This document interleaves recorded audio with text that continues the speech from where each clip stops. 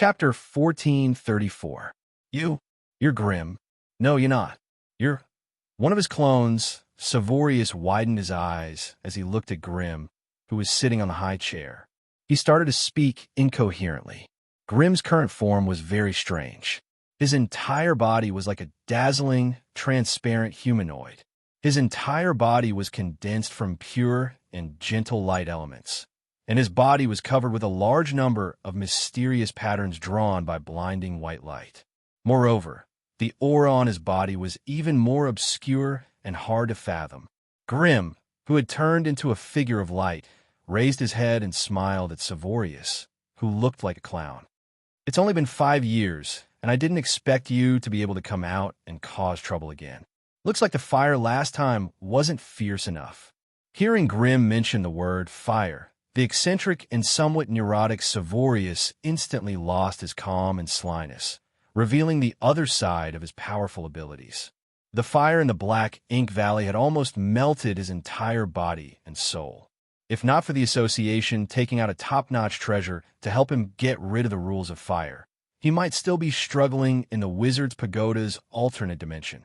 Savorius's eyes were wide open, and his face was twisted. He pointed at Grim with his trembling right hand and hissed, "You what? You're just a loser, and you still dare to strut around here? Who gave you the guts? Don't tell me. Did Domhnall send you here to declare war on the Central Continent?" Grim's voice suddenly turned cold. Savorius's dry lips trembled like butterflies in the cold wind, and his fingers trembled for a long time before dropping to the ground. Declare war on behalf of the Wizard Association? He didn't dare bravely challenge him. He didn't dare either. At that moment, this guy, who had once stood above tens of thousands of wizards, didn't know how to deal with this powerful fire wizard who gave him a huge headache. It seemed probably that every time he saw this guy, he would suffer. Gloria, who was letting the mad dog Savorius bite as he pleased, narrowed her eyes and stepped forward. She said coldly, "Grim, we're here to congratulate you on behalf of the association." "What? Is this how you treat your guests?" Grim chuckled and said, "You're here to congratulate me? I thought you were here to cause trouble." After saying that, he glanced at the visiting wizards of the association and couldn't help but let out a strange laugh. "I thought it would be Amway. I didn't expect it to be you. What, the old guys in the association have decided to support Amway and put you aside. Don't tell me those grade 5 resources are all in Amway's hands?" Hearing this, even Gria's face turned abnormally ugly, although she really wanted to refute him angrily, but the little thorn in her heart was already faintly aching from his provocation. Even she couldn't find the right words to fight back. This Grim was cunning. Although his words were just mocking words, they had deeply touched Gloria's sore spot. Indeed, after experiencing the previous war, although the association had paid a heavy price, they had also obtained a batch of extremely rare grade 5 resources. If these resources were used properly, it would be enough to send Amway and Gria, who were hovering at the threshold of grade 5, into the ranks of the great wizards. However, judging from the amount of resources, it seemed that the association could only guarantee one lucky person.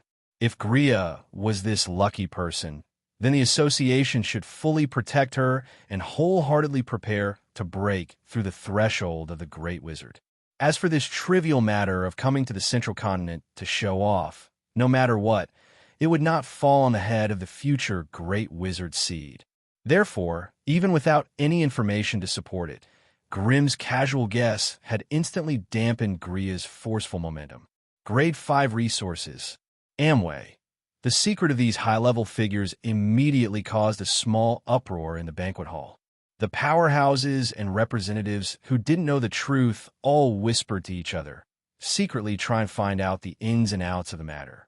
Large organizations like the Silver Alliance and the Northern Witches already knew what was going on, so they didn't show any signs of surprise.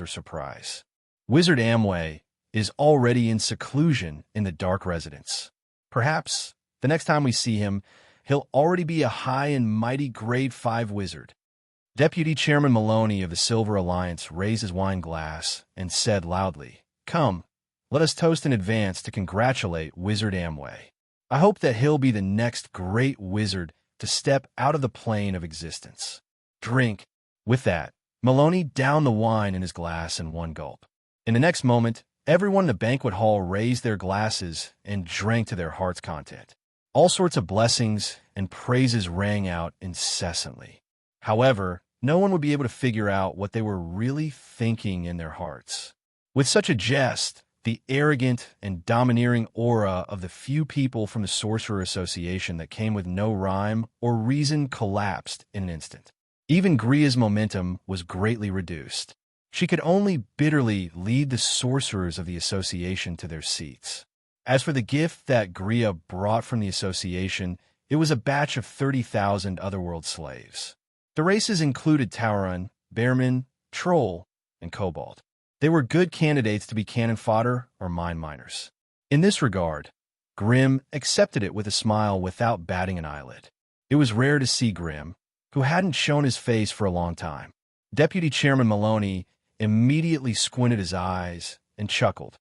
Lord Grim, I'm here on the order of an old man to ask you if that promise still stands. Although he spoke vaguely, Grim instantly understood what he was referring to. Grim, who had transformed into a figure of light, suddenly inserted his right hand into his chest. When he pulled it out, there was a simple storage ring in his hand. Then, in the next second, the ring floated to Deputy Chairman Maloney by an invisible force. Maloney picked up the ring and probed it with his spiritual force. After a slight twirl, he immediately put it away with a wide grin. Lord Grim, this is a serious matter. I won't be staying here any longer. They're still waiting for my reply. In short, the Silver Alliance won't interfere with the Central Continent's affairs anymore. With that, Deputy Chairman Maloney left the venue with his subordinates and returned to the Alliance's territory through the teleportation formation. When they saw Grim, the guests who had been waiting for a long time immediately sent him messages. In an instant, more than 10 communication requests from different people appeared in Grim's mind. Seeing how busy Grim was, Mary sighed inwardly.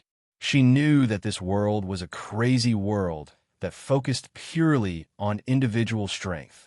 Although she barely had the strength of a pseudo-supreme being, she was still a little immature and inexperienced compared to these top beings who came from different regions and planes of existence.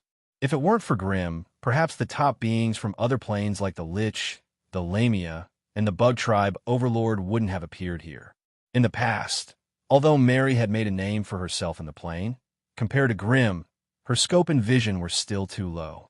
Although she hated being labeled as a housekeeper, she had no choice but to accept it and help Grim win over these powerhouses who came from all over the world. The ceremony had officially begun. With the appearance of the Wizard's Pagoda, the whole of Iron Forest City was immediately immersed in a sea of jubilation. Within the space of nearly 100 miles, colorful and dazzling elemental spells flew into the sky and exploded into beautiful fireworks. Groups of Pegasi, chimeras, firebirds, and other flying magical creatures flew freely in the sky, scattering countless beautiful petals along the way. Groups of strange magical machines began to appear on the streets of Iron Forest City, dancing and singing along with the cheerful music. They posed in all kinds of weird poses amidst the crowd, causing the wizards and apprentices nearby to laugh heartily. The Dark Moon Circus, which was made up of strange creatures from other planes, began to perform on the streets. They used their beautiful and dazzling special abilities to perform all kinds of strange performances, which attracted many wizards to stop and watch. Large tables were placed at every corner of the street, piled with exotic delicacies from different planes. There were many different styles, making it hard for people to choose between them and be reluctant to part with them. This was where the low-level magi and acolytes celebrated, while the truly important figures and high-level magi gathered in the banquet hall. They gathered in groups of 2s and 3s according to their preferences, forming countless circles of various sizes. They chatted enthusiastically and privately. Everyone from the Crimson family came out to entertain these guests from different regions. On the other hand, Grim did not stay idle either. In the secret chamber, he met with groups of allies and partners who had different motives and intentions. The first group he met was naturally the Lich Kongness, as well as the envoy of the Lich Alliance, Rethas. Their intentions surprised Grimm. They wanted to invite him to explore the necropolis of the god of death together. But due to his special situation, Grimm hesitated and could only politely decline. He knew his situation best, and it was not suitable for him to go out and explore.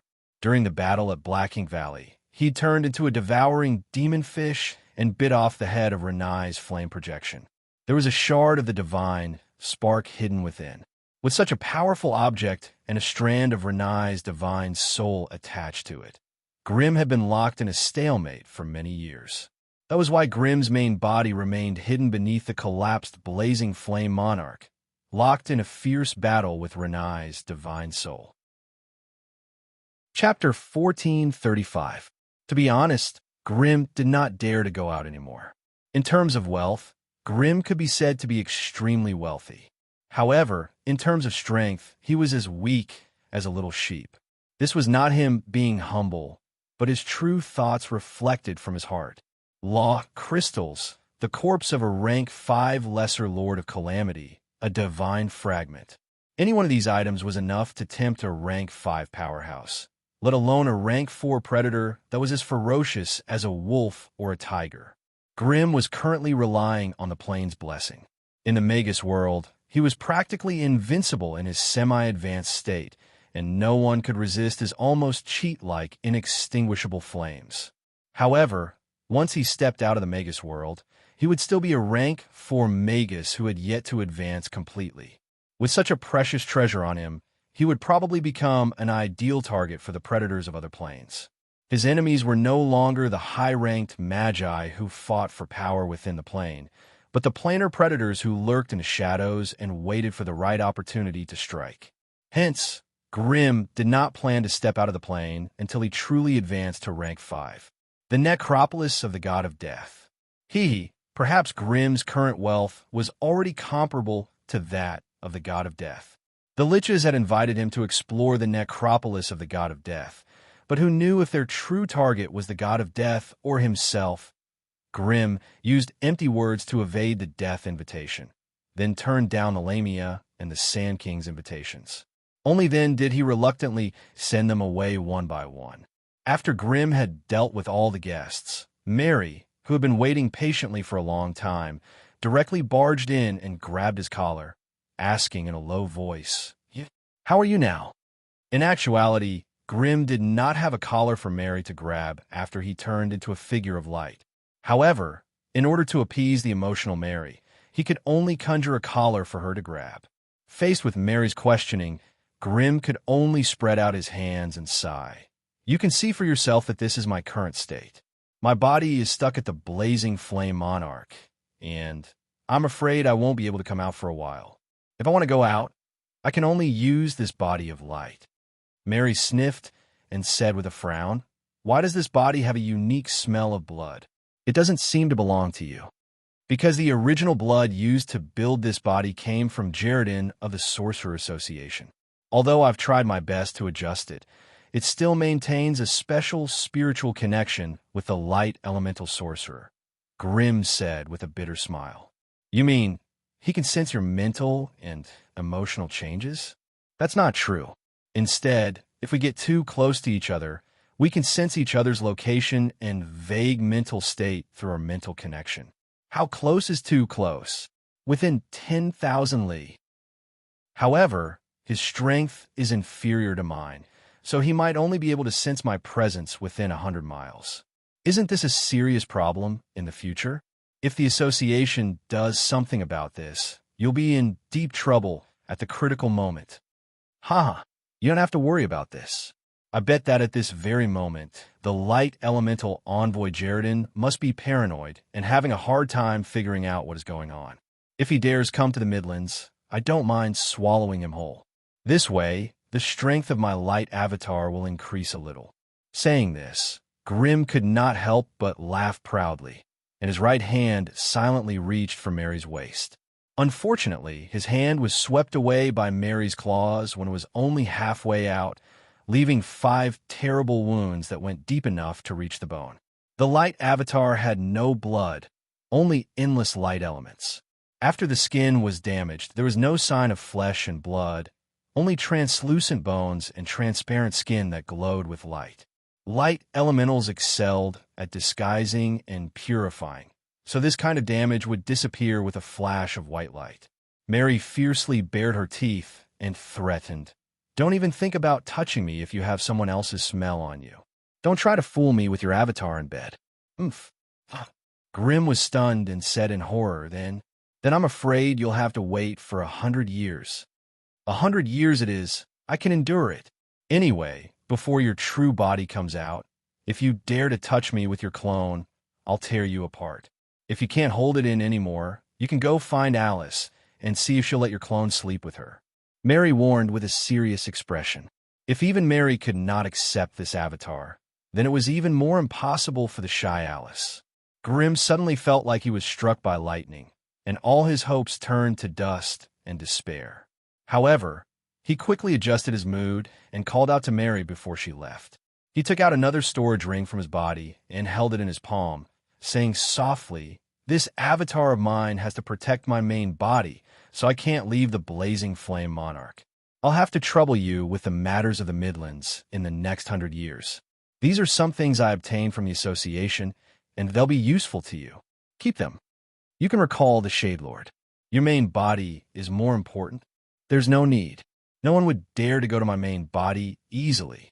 If someone did, I'm afraid a Shade Lord wouldn't be able to stop them. On the other hand, you're in dire need of someone strong enough to hold the fort. Let's stay by your side." After saying this, Mary heard no sound behind her for a long time. She suddenly turned around, only to find that Grim had long since left. In his place was a small, exquisite, and beautiful ring. Picking up the ring, Mary sensed the jars of blood from rank 5 creatures within, and a trace of worry appeared on her pretty little face. Once upon a time, they had been acolytes together, struggling bitterly in dangerous situations. They had then become magi together, and they had walked this path with great difficulty. Now, his footsteps were getting faster and faster. Could she still catch up to him? This caused the proud and arrogant blood Queen Mary to feel a little uncertain. As a special blood shaman, her advancement was restricted by the potential of her bloodline. Looking through the records of magi, there had never been a vampire who could surpass rank 5 in the multiverse. There had never been a vampire god in a single plane, and there had never been a rank 5 blood shaman in a single plane. It was as if vampires were creatures of this plane through and through, unable to survive outside of it. This meant that as a blood shaman, Mary's future path had been completely cut off.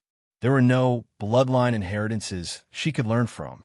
If she wanted to advance further, she could only rely on the power of her current bloodline and find a new path. After all these years of exploration, she also discovered that the only thing that could push her to continue to grow was the blood rule law. Vampire magi built their power around the law of blood. However, their bloodline was too heaven-defying, and it was difficult for them to receive the blessing of the plane's consciousness. Hence, there were even fewer vampires who could use the law of blood to extend their power to the level of laws. After all, in order to support a peak rank 4 vampire, the number of beings in the plane who had been contaminated by her bloodline would number in the millions. In order to advance to rank 5, the amount of blood essence that she would need to absorb would be unimaginable. Anyone with half a brain would be able to imagine that the plane's consciousness would not care for such a malignant tumor. If not for the fact that Mary had been persuaded by Grimm to rarely expand her vampire subordinates in the Magus world, and did not attempt to build a large army of blood thralls, the plane's consciousness would have long since been unable to tolerate her. Now that Grimm had provided her with the blood of a rank 5 creature, Mary no longer needed to collect the blood essence of the plane bit by bit. This way, she could reduce the hatred the plane's consciousness had for her, and take the opportunity to comprehend the so-called law of blood. The reason why she was so serious was actually just to catch up to the figure that was getting further and further away. The only benefit Grimm gained from turning into light was that his flight speed and camouflage techniques were much stronger than before. With a flash of light, Grimm left the wizard's pagoda. He circled above Iron Forest City and observed for a moment, before turning into a ray of white light and flying towards the blazing flame monarch. With his current level 4 abilities, as well as the unique characteristics of his soul and body, there was no one who could track him in the air. Thus, he advanced silently, flying over region after region. He watched as the land below him gradually turned from brown to black, and the density of the ancient trees in the forest increased.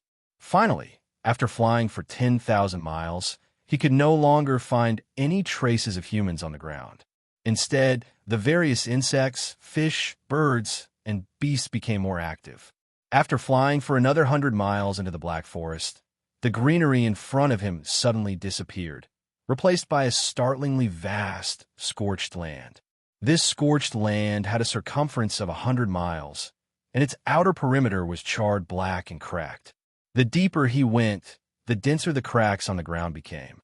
When they were within 50 kilometers of the core area, the ground was dotted with lava pools and small flaming hills. He could even see a large number of fire creatures here. They were like carefree wild creatures, playing, roaming, and living in this land filled with the smell of fire and sulfur. They refused to allow any non-flame creatures to enter. It was because of this unique characteristic of their race that Grimm did not choose to deal with them. Instead, he allowed them to roam the area, using them as scouts for the blazing flame monarch. Grimm flew further in, only stopping when he reached the lava lake that had a circumference of 5 miles. Above the lava lake, above the clouds, a giant airship with the Crimson family's insignia hovered silently. He could faintly sense the auras of hundreds of wizards and acolytes within it. This was the Crimson family's permanent military force stationed in the Lava Lake region, and there was a Grade 3 wizard stationed there all year round. However, with their strength, how could they detect Grimm's tracks? Chapter 1436. Time flew by like a shuttle. 80 years passed just like that. 80 years. It was not a short time, but it was not a long time either. It was a lifetime for some people, but in the eyes of the dragons, it was just a short nap. For some of the fellows buried in the lava lake, it was just a small step forward, jumping from the 4th tier to the 5th tier. Rank 5 was actually a dividing line. Level 5 and below, even if they could summon the wind and summon the rain in the dimension.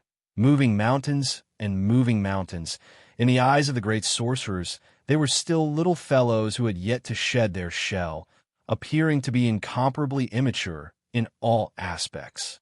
Those above rank 5 were called gods in the world of gods, indicating that they had transcended the mortal world, breaking away from the cycle of life and death in the world, becoming an almost immortal life form. In the Magus faction, only those above rank 5 had the right to be called Great Magi. They were obviously completely different from the high, middle, and low-ranked Magi in the plane.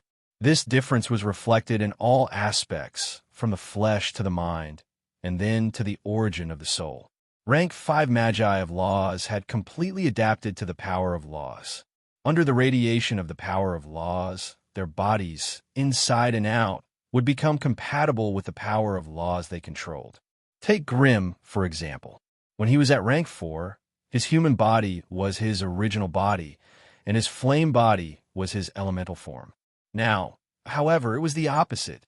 His flame form had become his true body, and his human body had become some sort of clone or projection. If not for the fact that he wanted to maintain this last trace of humanity, Grimm would not have left himself with such a weak and dangerous loophole. And this was actually a huge problem that all human Grand Magi faced. The human body was too weak, and the upper limit of the power it could contain was too low. If the great Magi stuck to their human bodies, the most direct consequence was that their energy reserves and basic defenses would be a mess. At least in the realm of rank 5 beings, the great Magi who stuck to the human tradition were the weakest. In the afternoon, the lava lake started to become restless. Light earthquakes shook the loose piles of boulders, and gravel rolled down from high places, forming some small landslides. The bottom of the lava lake seemed to have leaked. The dark red, viscous lava that flowed all year round started to seep downwards, and the water level of the lake quickly dropped, revealing a bed of lava that was burnt red. Large waves of heat surged out from the ground, bringing along small gravel to form pillars of air that soared into the sky. The temperature within the pillars reached 4,000 to 5,000 degrees. If a human were to fall into them, their flesh would instantly melt and their bones would vaporize. Nothing would be left. The earth was like a muddy dragon that continuously dug its way into it. The ground undulated up and down and cracked like a piece of rag. The entire lava lake was filled with rumbling mud, and the waves of air filled the air. From afar, the entire earth was like a pot of boiling water that was about to boil. The magi of the magi of the magi of the magi were, and of the magi of the magi were waiting. The magi of the magi of the magi of the magi of magi of the magi. He of the magi of the magi, and he was wearing, and was, of a... Winsal was wearing an exquisite knight's armor, which was engraved with intricate and complicated magical patterns. Behind him was a blood-red cloak that fluttered in the wind, accentuating his tall and straight figure. They hovered above the lava lake and looked down at the huge changes below them. As far as the eye could see, they could not find any intruders or suspicious creatures. The lava in the lava lake had already been drained, and the bed of lava that was burnt red was exposed. Waves of hot air rose from the bottom of the lake, and the air was filled with the smell of sulfur and heat. Master Winsal, it doesn't seem like something has happened in the outside world, but there's some movement underground. One of the magi frowned and said in bewilderment, "Underground?" Winsal muttered to himself. As a member of the Magi family, he naturally knew what was hidden beneath the lava lake. Now that there was some movement underground, could it be, while he was deep in thought, another magi of the magi of the magi of the magi of the magi exclaimed in surprise, "Look, what's that?" Winsal was startled. He lowered his head and concentrated.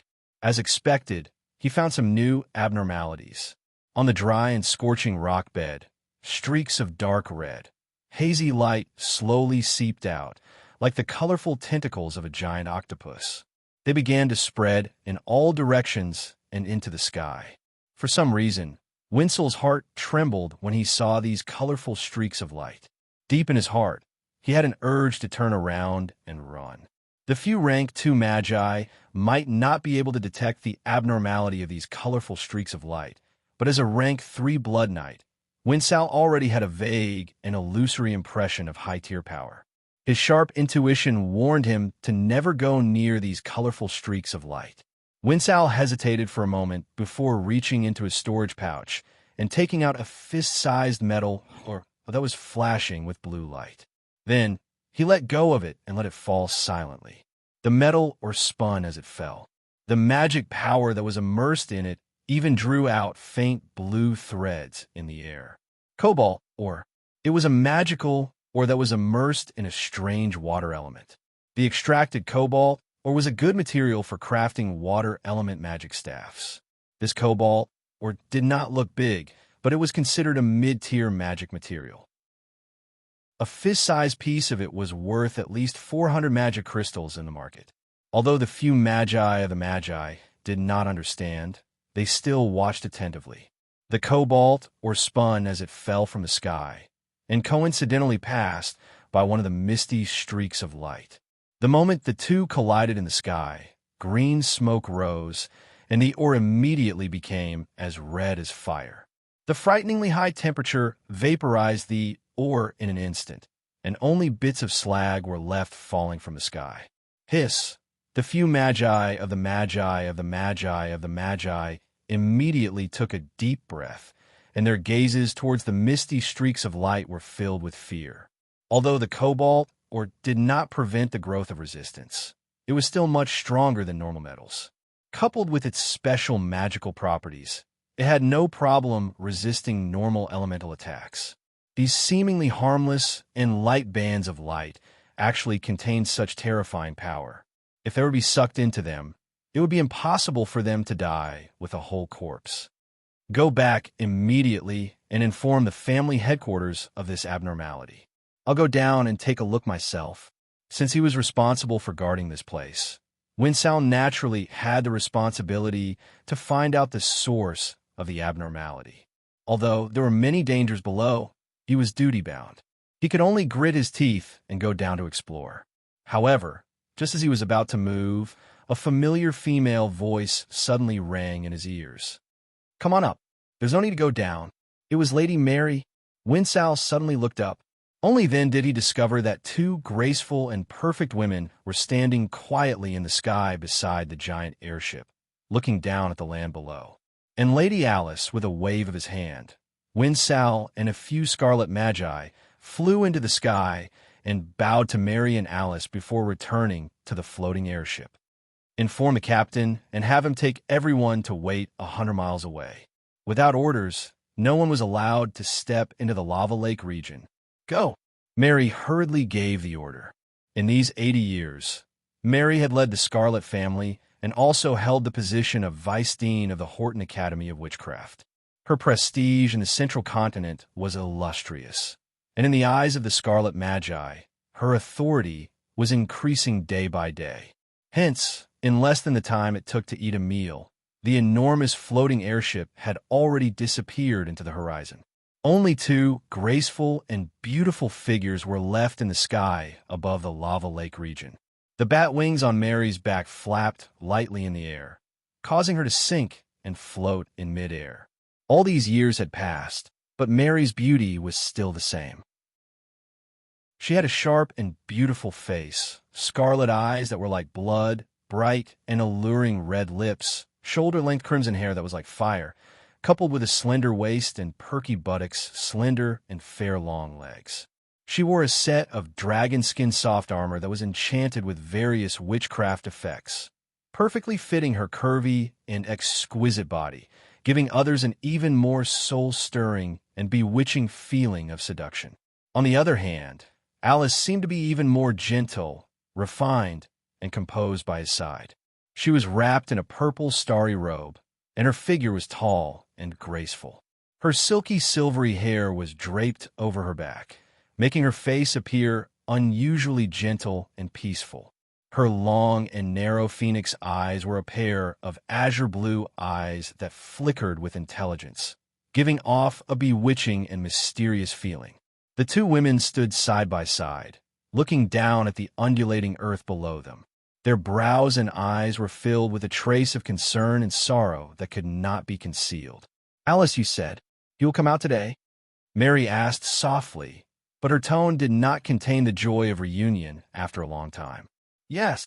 "He has already reached rank 5? "Yes." "Then he will leave the Magus world immediately?" "Not so soon, but there is not much time left for him." The two women were silent. Under their watchful eyes, the lava lake that had cooled down suddenly trembled violently once again. Fine cracks appeared on the ground like broken porcelain, and a blinding scarlet pillar of light shot out from the ground, as if there was a blazing sun rising from the ground. Everything on the surface began to melt and soften, and even the air was heated to a shocking degree. Chapter 1437. This was a 10-meter-tall golden flame giant. Although the 10-meter-tall figure was much smaller than its 1,000-meter-tall body in the past, the strange flames surrounding the flame giant were constantly overflowing with golden ripples. These golden ripples could not be seen by ordinary people at all, as they only existed in the void. Just like those special witchcraft halos, wherever the golden ripples went, the laws of the plane's void would change. The one controlling this plane was no longer the high and mighty plane's consciousness. Instead, it was another burning will that rose in its place, which was the sole consciousness of the golden flame giant. From a certain point of view, this golden flame giant had actually become the source of the power of laws. The power of laws contained in its body was constantly interacting with the Magus world's system of laws, communicating with it, causing the system to tremble and ripple. But how could the plane's consciousness be willing to lose control of this plane? Hence, around the golden flame giant, chains of laws suddenly extended from the void, like the tentacles of an octopus, and coiled around the giant's body. The golden flame giant was obviously unwilling to endure the restraints of the chains of laws. It roared and waved its hand, and a large area of space was instantly overturned by golden flames. In the sea of flames, the chains of laws shattered one by one, and even the void was burned until it was distorted. But how could the plane's consciousness be so easily defeated? In the next instant, a hole appeared in the void of the plane. More and denser law chains filled the sky and swept toward the golden giant. Wherever the chains of laws swept, the sea of flames that the golden flame giant had ignited was gradually suppressed. The golden flame giant roared in pain and wanted to continue using its strength to resist the chains of laws. At this moment, a golden halo of destiny fell on the giant's body, temporarily delaying its resistance against the plane's consciousness. Grim, don't resist the plane's consciousness. If you want to stay in the plane for a while longer, you'll have to endure the suppression of the plane's consciousness. Trust me, you'll be fine. Alice's gentle and sweet voice sounded in the golden flame giant's mind, and only then did it stop its futile resistance. It gritted its teeth and endured the restraints of the chains of laws. After the giant gave up resisting, the rampaging chain of laws immediately coiled around its body, and then continuously tightened the noose. The golden flame giant was also howling in pain under the entanglement of the law chains. Its body was shrinking bit by bit, and the flames on its body were gradually extinguished. After a full quarter of an hour, the golden flame giant finally disappeared completely. In its place was a 2-meter-tall, naked, muscular man. Grim shook his head, gritted his teeth, and struggled to get up from the ground. The surface of his robust and tall male body was densely covered in profound and mysterious golden flame markings, and the surface of the markings was covered in a layer of dark green crisscrossing lines. It caused most of his strength to be in an extremely strange seal. Of course, this seal couldn't completely conceal his power. As long as he willed it, the power that erupted from his body could break the seal at any time, allowing the nomological power, represented by the golden ripples, to once again rule this space. However, in that case, there would be no end to his battle with the plane's consciousness. If he wasn't forced out of the plane's consciousness would not give up. After all, if a powerful magus of laws like him was allowed to roam freely in the plane's laws would be rewritten wherever he went. This was something the plane's consciousness would never allow. Most of Grimm's power had been sealed after transforming from his body of flames to his current body of a human. The upper limit of his power was also restricted to the peak of Grade 4, and it was only a small portion of his true power. It was no wonder that the great Magi could not tolerate such an uncomfortable situation. In his previous battles, he had personally killed 2 Grade 5 creatures. This made his heart swell a little, and he felt that he was already very powerful. However, when he truly became a Grade 5 magus, he personally experienced how cruel the suppression of the plane's laws was on Super Magi. This was practically an all-round suppression, from the body to the mind, and even the soul. It was no wonder that those Grade 5 Lesser Lords of Disaster became so weak after entering the Magus world. What was powerful was not Grimm, but the omnipresent plane's consciousness and the power of laws that he unexpectedly grasped in advance. It was these 2 coincidences that caused those Grade 5 Lesser Lords of Disaster to fail miserably, giving rise to Grimm's moment of glory. What's the meaning of this? You're naked the moment we meet. The sharp-tongued Mary flapped her bat wings and could not help but exclaim as she descended from the sky. Beside her, Alice's cheeks were red and her eyes were smiling. Grimm smiled awkwardly, and with a wave of his hand, he condensed a soft red robe for himself and draped it over his body. However, where the golden flames shook, the surrounding void rippled, and it took a long time for it to calm down. This is the plane's interior. If it's not necessary, don't use the power of laws recklessly. Otherwise, the plane's backlash will make you feel very uncomfortable. Alice walked slowly to Grim's side, standing on her tiptoes and gently brushing a strand of his dark red hair behind his back. Boo-hoo! It's so uncomfortable. It's like half my nostrils are blocked and my vision is blocked, and there are chains that weigh over 100 kilograms wrapped around my body. Even breathing is so difficult. Grim complained madly, looking like he was about to die. After all, his physique could not compare to those of the lesser lords of disaster. The latter had to endure the even more terrifying suppression of the plane, yet they could still display their strength in the plane. Grim, on the other hand, could barely maintain his strength at grade 4. This is because you've just advanced and you're not used to the suppression of the plane yet. Once you stay in the plane for a long time and get used to it, your strength will slowly increase. Alice explained to him in a simple and clear manner. Of course, Grim already knew this, but he couldn't help but want to complain and get rid of this torture as soon as possible, even though every part of his body was in pain. You've already advanced? That golden fire giant is your main body? Mary had already circled around Grim 3 times, inquiring curiously. She even moved closer to Grim, lightly sniffing the sweet scent of his blood that refreshed the heart and refreshed the mind, saying in an intoxicated manner, so fragrant, take a good bite. Grim's handsome face revealed an expression that did not know whether to laugh or cry, and he stretched out a finger to lightly poke Mary's forehead. Only then did he wrap his arm around her waist, turning to ask Alice, "How much longer can I stay in the plane?" Alice smiled indifferently. "That depends on how much of the plane's favor you have left. If you don't leave the Magus world after using up all the favor, the plane's consciousness will find you sooner or later and force you out." Grim looked within himself and immediately communicated with the AI chip.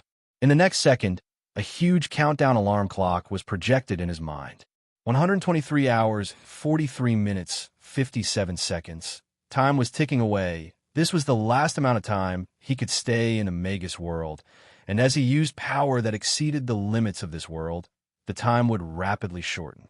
Hence, there was not much time left for him to make arrangements for his funeral. Chip, what's the status of my self-examination? Beep. Beginning first self-check after leveling up. Very soon, Grim's basic stats flooded the screen like a waterfall. Grim. Male. Rank 5 Magus of Laws. Fire specialization. Astral Beast Bloodline 1. Devouring Devilfish. Astral Beast Bloodline 2. 4%. Chaotic Physique. Odge was Magic Resistance. Core of Laws. Law of Fire 217%. Stats, Strength, 26 Vitality, 35. Agility, Spirit, 51 plus 5. Bloodline Talents, Energy Black Hole, Law of Fire, Inextinguishable Flames, Flaming Mirror Image.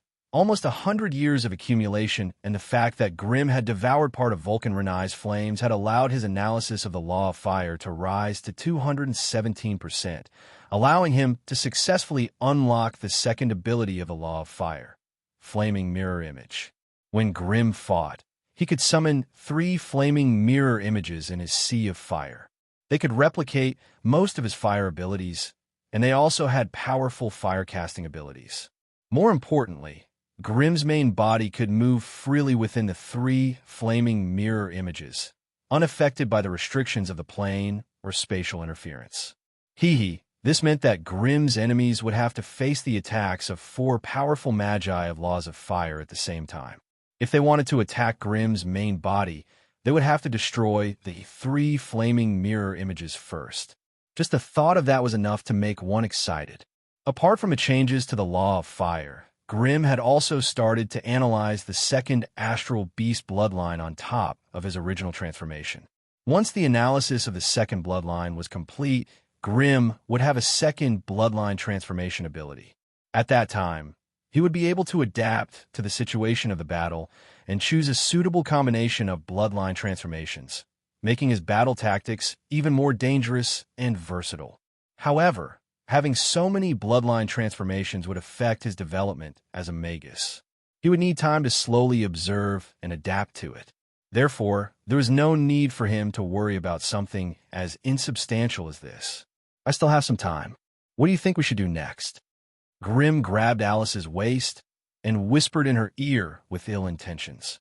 Alice's face immediately turned red, while Mary, who was eavesdropping at the side, immediately jumped up in joy. All right. I've been holding it in for almost 100 years. I definitely won't let you off this time. Grim laughed heartily and grabbed the two girls' waists before burrowing back underground in a flash. Chapter 1438. Silver Alliance, Prophet's Tower.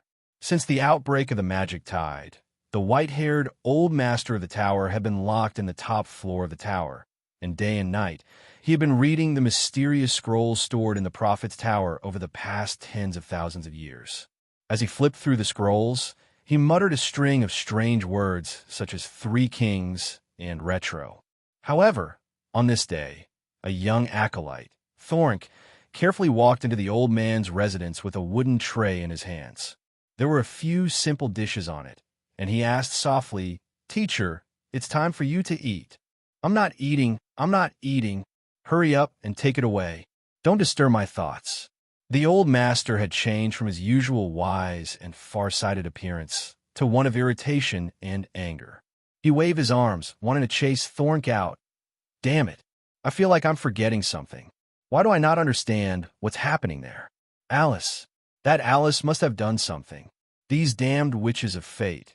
Why do they always like to mess up fate? Just as he was slamming the wooden table, the silent prophet's eye above his head suddenly burst into a dazzling golden light, and then began to rotate with a rumbling sound, casting the golden light far away in a certain direction in the northwest. The wheel of fate is turning. Another great wizard has appeared in the Magus world. Quick, Thornk, help me up there. Who's so lucky? Let's see, is it the one from the Magus Association or the one from the Central Continent? Under the old master's incoherent urging, Thornk hurriedly put down the tray and helped his teacher along a narrow spiral staircase to the prophet's eye at the top of the tower. Here, the old master suddenly felt a burst of strength and threw Thornk aside. He pounced onto the altar and poured all of his spiritual force into the prophet's eye that was rotating like a precise machine. The prophet's eye was a huge hollow metal ball with a diameter of 2 meters. It floated above the altar. At the center of the metal ball was a strange eye. It had a pupil, sclera, and bloody lines. It spun around chaotically, appearing abnormally agile. This wasn't a witchcraft eye, but the eye of a true super creature. With the help of this super creature's eyeball, the Prophet's Tower could cross thousands of miles, penetrate any witchcraft barrier, and see what it wanted to see. However, even the most powerful psionic eyes could not see through the fog formed by the power of destiny. Therefore, the one that a prophet hated the most was none other than another prophet. The fog of destiny. Damn it. It's indeed that Alice's aura. But judging from the environment, this should be the Central Continent. Then, the one who advanced this time must be that legendary fire wizard. Even Douglas can't do anything to this fire wizard. Could he really replicate the legend of the 3 ancient kings? It had to be said that those who were tainted by the aura of fate divination were all a little neurotic. The old tower master, who had lived for nearly 1,000 years, was now speaking incoherently like a madman. He peeped into the distance with the help of the prophets, while muttering some words and phrases that no one could understand. 3 ancient kings. Thornk was puzzled, but the archaic word caught his attention. When he flipped through the ancient secret scrolls countless times, this word appeared the most frequently in ancient times. The 3 ancient kings referred to the 3 powerhouses who founded the 3 great sorcerer organizations of the sorcerer world in ancient times. One of them was the founder of the Northern Witches, Salem, who was known as the Witch Queen, Queen of Witches, and Ancient Witch. The other one was Ignatsu, who was said to have grasped the law of the earth and was the first president of the Sorcerer Association. The last one was an arcane sorcerer, Patrick, who was also known as the Creator. He was also the founder of the Silver Alliance. They were the only three great grade 9 sorcerers in the sorcerer faction, which was why they were known as the three ancient kings.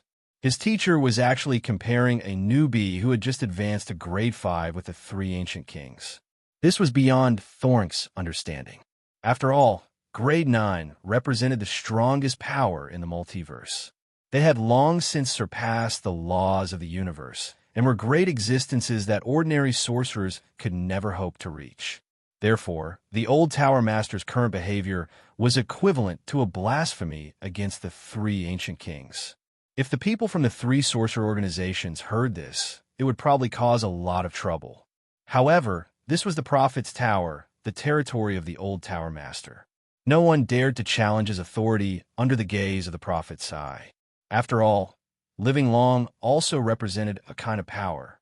Sorcerer Association, Overlook Tower. Level 777.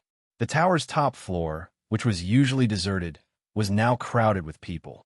The Tier 4 sorcerers, who were usually so busy that not even their shadows could be seen, were now clustered around the new first prophet, Nostradamus, anxiously waiting for news. 7 hours ago, the rhythm of the laws that came from the depths of the plane's system alarmed everyone. Although they did not know where the source of the law rhythm was, they could vaguely feel that something earth-shattering was about to happen in the sorcerer world. Sorcerers below grade 4 were not closely connected to the plane system. Even if they were alarmed, they would not be able to correct themselves. However, these grade 4 sorcerers could vaguely feel something through the law power they had mastered. In order to clear their doubts, they put down what they were doing and went to the top floor of the Overlook Tower to seek confirmation from the new first prophet, Nostradamus, who had been in office for less than 100 years. As for the previous prophet, Mustana, he had already exhausted all his efforts in a prophecy 78 years ago and died on the astrology platform. This Nostradamus was an elite selected from the backup prophets by Domhnall. He was promoted to the current position in one go. The bright starlight on the astrology platform had been shining for a full 2 hours. Only then did Prophet Nostradamus weakly walk down with the help of a few female acolytes. As the leader of the association, Domhnall was the first to stand up and ask in a deep voice, "How is it? Has it been confirmed?" Facing this old sorcerer who had the power to decide his life and death, Nostradamus did not dare to be negligent. He shook off the 2 female acolytes and rushed to the old sorcerer. He bowed and said, "It's been confirmed. It's him." Domhnall took a deep breath. The people behind him were even more silent. For the Sorcerer Association, a grade 5 great sorcerer was not a threat to them. However, a great sorcerer who still remained in the sorcerer world was terrifying. If Grimm risked a little bit of the plane's backlash and came to the east to wreak havoc, the entire Sorcerer Association would probably tremble in fear. Among the crowd, Savorius's expression was especially ugly. Although Gloria was slightly calmer than him, the flickering light in her purple eyes showed that she was not as calm as she looked on the surface. In terms of hatred, she and Savorius were probably the most hated by Grimm in the association. Although they belonged to 2 different camps at that time, and they were both working for their respective masters, after fighting 2 battles, this hatred had risen to the level of personal grievances. Now that Grimm had become a great sorcerer, although he would be expelled from the plane sooner or later, the short period of time before he left was enough for him to do whatever he wanted. If, just as everyone was discussing and digesting the news, the Overlook Tower suddenly trembled, and alarms sounded everywhere. "Warning! Warning! Enemy invasion! Target has been locked!" Tower Spirit Raphaetus's ear-piercing voice echoed in the hall. Who is it? I need images from the outside." Domhnall roared and slammed the wizard staff in his hand. Immediately, a wall in the hall turned into a water mirror, showing the scene outside the wizard's pagoda. The towering Overlook Tower was now fully armed. Layers of airtight force field barriers covered all the entrances, skylights, and platforms, while an even larger semicircular barrier protected the entire tower and the surrounding wizard facilities. The attack from the outside had also triggered the defense mechanism of the Overlook Tower. The rune stones that were constantly hovering around the tower had all been activated, lighting up the defensive spell formations and offensive spell formations on them. They drew mysterious trajectories in the air and began to move toward the location of the attack. Somewhere in the tower, a hidden door opened, and nearly 100 wizard apprentices riding high-level wizard beasts flew into the sky. They were all wearing specially made rune armor and holding rune crossbows, the magical glow on them clearly visible under the sunlight. On the ground, the bunkers hidden around the wizard's pagoda suddenly opened, and thousands of armored giant rhinoceroses and rune knights riding on them with special spears in their hands rushed out. As for the wizards of the association who did not know what was going on, they all fled to the nearest wizard facilities after hearing the ear-piercing alarm. In the blink of an eye, the surroundings of the overlooked tower became empty and quiet. All the wizards of the association who were hiding opened their eyes wide and scanned the sky. They wanted to see who dared to cause trouble in the holy land of the wizards. However, what surprised them was that there was no army or giant beasts. There was only a young wizard in a red robe floating in the empty sky. Apart from him, there was no other enemy. Just as the wizards of the low and mid-level association relaxed, the level 4 wizards gathered at the top of the wizard's pagoda and staring intently at the magic mirror could not help but feel their hearts tighten. Chapter 1439. In the sky, 5 miles away from the overlooked tower, Grim stood proudly, looking at the wizard tower in front of him with a cold expression. The defense mechanism of the wizard's tower had left an indelible impression on him the last time he visited. But now that he had advanced to level 5 and was about to leave the wizard world, he had nothing to worry about anymore. He just wanted to vent the anger that had accumulated in his heart for hundreds of years. Domner froze on the spot, his lips trembling slightly, but he did not give any orders. Even though they did not receive any orders from the higher-ups, the wizards that rushed into the sky still gathered in groups, according to the internal defense mechanism, and charged toward the strange enemy. 5 miles, 4 miles, 3 miles, another 100 meters, and they would be in the best shooting range of the god-destroying crossbows. All the members of the God of Destruction team held their breaths, holding their crossbows and silently estimating the distance. However, their realization came to an abrupt halt at this moment. Grim let out a muffled groan. He did not shout or cast a spell. He did not even cast any magic light unique to elemental spells. But the members of the God of Destruction team and their flying wizard beasts that were 3 miles away spontaneously combusted. Unstoppable golden flames gushed out of their souls and rushed out of their eyes, ears, mouth, and nose. They were like candles thrown into an oven, melting into a pile of unrecognizable mud in an instant. Then they turned into smoke and disappeared without a trace. A team of 78 wizards that had gone through special training and could skillfully control the god-destroying crossbows were more than enough to kill those unprepared level 3 wizards. Even level 4 wizards would have a high chance of dying if they were surrounded by the god-destroying crossbows. Unfortunately, such a team was tragically annihilated without even knowing what method the enemy had used. The wizards that were charging at high speed on the ground stopped their mounts and looked at the lone figure standing proudly in the sky in shock. Beside them, a black mass of flying wizard beasts rushed into the sky like a tidal wave, turning into several attack arrows and pouncing toward the enemy. In the sky, a rune stone that was closest to the enemy had already moved to the attack point. The runes on the rune stone were all lit up, and violent magic energy was injected into it from afar. Then, it turned into a 5-meter-thick lightning bolt that fell from the sky and struck the opponent. Grim didn't even raise his head as a strange book-shaped artifact appeared above his head. It propped up a transparent eggshell and protected him inside. The violent lightning and the book-type divine artifact collided in midair, bursting out blinding light and drifting plasma like raindrops. This ferocious and violent strike still caused a few creases on the eggshell-like protective barrier, but the electroplasma that splashed in all directions didn't even cause a ripple. After the violent lightning strike, the book-type divine artifact quickly returned to normal.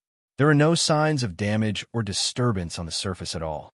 Everyone in the wizard's pagoda gasped. That swift attack just now had an attack power of 9,000 degrees, which was already comparable to a pinnacle tier 4 magus. Yet, it didn't even leave a scratch on his opponent's skin. The defensive power of his opponent's wizard artifact was obvious. When Grimm was at level 4, he was like a calf trying to pull a level 5 divine artifact. It was difficult for him to unleash the full power of the level-surpassing divine artifact. But now, with the increase in his strength, the true power of the level 5 divine artifact could be fully unleashed. Since he had come here to vent his anger, Grimm naturally wouldn't just take a beating without retaliating. Looking at the purple-green runestones that were a dozen meters tall and 5 meters wide, slowly moving toward them, forming a dazzling energy chain with the wizard's pagoda, as if they were going to unleash their power together, Grimm let out a cold laugh. He opened his mouth slightly and spat out a strange, almost transparent stream of flames toward the few runestones closest to him. When a stream of flames left his mouth, it was only an extremely weak stream of air, but when it flew dozens of meters away and absorbed the fire elements drifting in the air, it actually turned into a terrifying stream of crimson flames that was nearly 100 meters long in the blink of an eye. The stream of flames blew on the runestones without any obstructions. The energy barrier that was shot out only lasted for half a second before exploding. Thus, under the watchful eyes of the crowd, the runestone that had magical defensive power comparable to a small wizard's pagoda turned red in the blink of an eye. Then, the side of the runestone that was being roasted by the stream of flames quickly melted, turning into a pool of red-hot lava that dripped down from the sky. Once there was one, there was a second, a third. These were high-level runestones that were usually equipped with a large number of offensive and defensive spell formations, and were made of extremely sturdy anti-magic materials. Each of them was worth more than 1,000,000 magic crystals. However, at this moment, in front of everyone, it melted like a candle. Seeing this, Domner felt as if his heart was bleeding. He quickly took out his magic communication wand and quickly gave the order to stop the battle. Thus, the group of wizard beasts that were about to reach within 1,000 meters of Grimm stopped in their tracks and returned to the ground according to the instructions of the wizards. In the next second, Domner's old and stooped figure appeared outside the wizard's pagoda, facing off against Grimm with a meter-thick elemental barrier between them. Grimm, "Sir, I didn't expect you to advance to level 5 so quickly. May I know why you have come?" Domner asked knowingly. As for the runestone that was destroyed and the members of the God of Destruction team that died tragically, he did not even mention it. I have advanced to level 5. Before I leave, I want to take a walk here and visit a few old friends. I wonder if Sir Domner can help me pass a message to them?" Grimm did not need to hide his true nature at this point. It was as if he was looking for revenge. The muscles on Domner's face twitched slightly as he asked with a smile that did not reach his eyes, "Oh, who would Sir Grimm like to visit?" "Gria and Savoris." Grimm sneered. "These two have given me a lot of trouble in the past. Now that I have the chance, I naturally want to repay them. Hee, that's not a good time." Domner also sneered. Both of them have gone to the depths of the galaxy and are not in the association for the time being. If Sir Grimm wants to find them, why don't you take a look outside the galaxy? Grimm looked at the stubborn Domner with a cold glint flashing in his eyes. He slowly flew to the elemental barrier, extended his right index finger, and gathered a red halo on his fingertip. He drew a circle on the transparent barrier, then bent his finger and tapped it. Bam! The elemental barrier in the circle exploded into scattered fireflies, causing her and Domner's eyes to meet each other without any obstruction. What superb elemental control skills! To be able to shatter part of the elemental barrier without damaging the rest was a testament to Wizard Grimm's superior control of magical elements. Domner was slightly startled, but he still calmly and coldly stared back at Grimm. He knew that Grimm would not dare to kill him. After all, Grimm still had many trusted aides and subordinates in the Central Continent. If he really fell out with the Magus Association, it would be hard to guarantee that the Magus Association would not kill the Crimson family after he left the Magus world. Therefore, he was sure that Grimm would not dare to kill him. However, the scene of him being bullied in front of him was really unbearable. Grimm stared at him coldly for a moment, then suddenly smiled. If you say they're not here, then they're not here. I naturally trust them. Anyway, I still have a lot of enemies, so I'll go take a look elsewhere. Remember, say hello to them for me, and tell them to be careful when they go out in the future. As soon as he finished speaking, Grimm's entire body turned into a red line, and he instantly escaped tens of miles away. Then, a violent ring of flames spread out, and he instantly teleported another tens of miles away. Relying on these continuous leaps of flames, Grimm flew all the way north, straight toward the territory of the Northern Witches. The ring of flames that he had sprinkled down halfway had instantly turned the land within a radius of 3 miles into a barren, scorched land. Not even a single blade of grass could grow. When the flames were extinguished, a giant flame mark was left on the ground. Seeing this, Domner's face turned green, then white. He then sighed, and only turned around to return to the Wizard's Pagoda after a long time. This Grimm was obviously here to establish his authority, and also to issue a stern warning to the Magus Association. Seeing Domner walk into the hall with a shaky gait, the various Tier 4 Association's members gathered around him and comforted him with warm words. Savorius seemed to know that the danger was over, and he once again started to clamor. Domner, we can't take this lying down. Don't worry, I'll go to the Central Continent and cause a ruckus. I won't come back until I beat up all the level 4 magi. Shut up, shut up. For some reason, Domner and Gloria yelled at him at the same time. Being reprimanded by the two, Savorius's expression also became a little embarrassed. He said angrily, "What are you doing? Aren't I also standing up for the association? Why are you getting angry at me?" Domner ignored him, instead turning to look at Nostradan. He said sternly, "How long do you think he can stay in the dimension?" Nostradan was sweating profusely as he deduced for a moment, then carefully replied, "Shouldn't be more than 3 days." Domner narrowed his eyes slightly and said quietly, 3 days. This is enough time for him to run to the north. Why don't we? Gloria frowned. Let's inform the north and get them to prepare. Why should we inform them? Domner said coldly. Our association has lost so much face. If the other 2 organizations are safe, I won't be able to sleep in the future. I want to see what that Grimm can do in the northern lands. He then turned to the crowd and said, in the future, try not to have any conflicts with the Central Continent. I have a feeling that this Grimm still has something up his sleeves. Whoever dares to run into the muzzle of his gun and cause a huge mess, the association will not help you clean up after you. Domner stared coldly at Savorius, as if these words were specifically directed at him. Chapter 1440. Northern Lands, Howling Plains.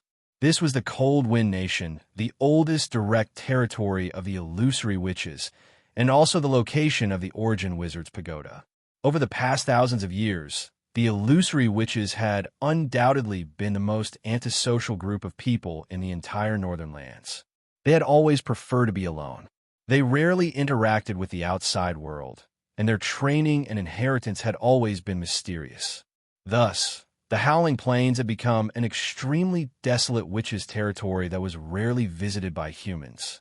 But today, the Wizard's Pagoda, standing silently in the middle of the Howling Plains, had become unusually lively and noisy.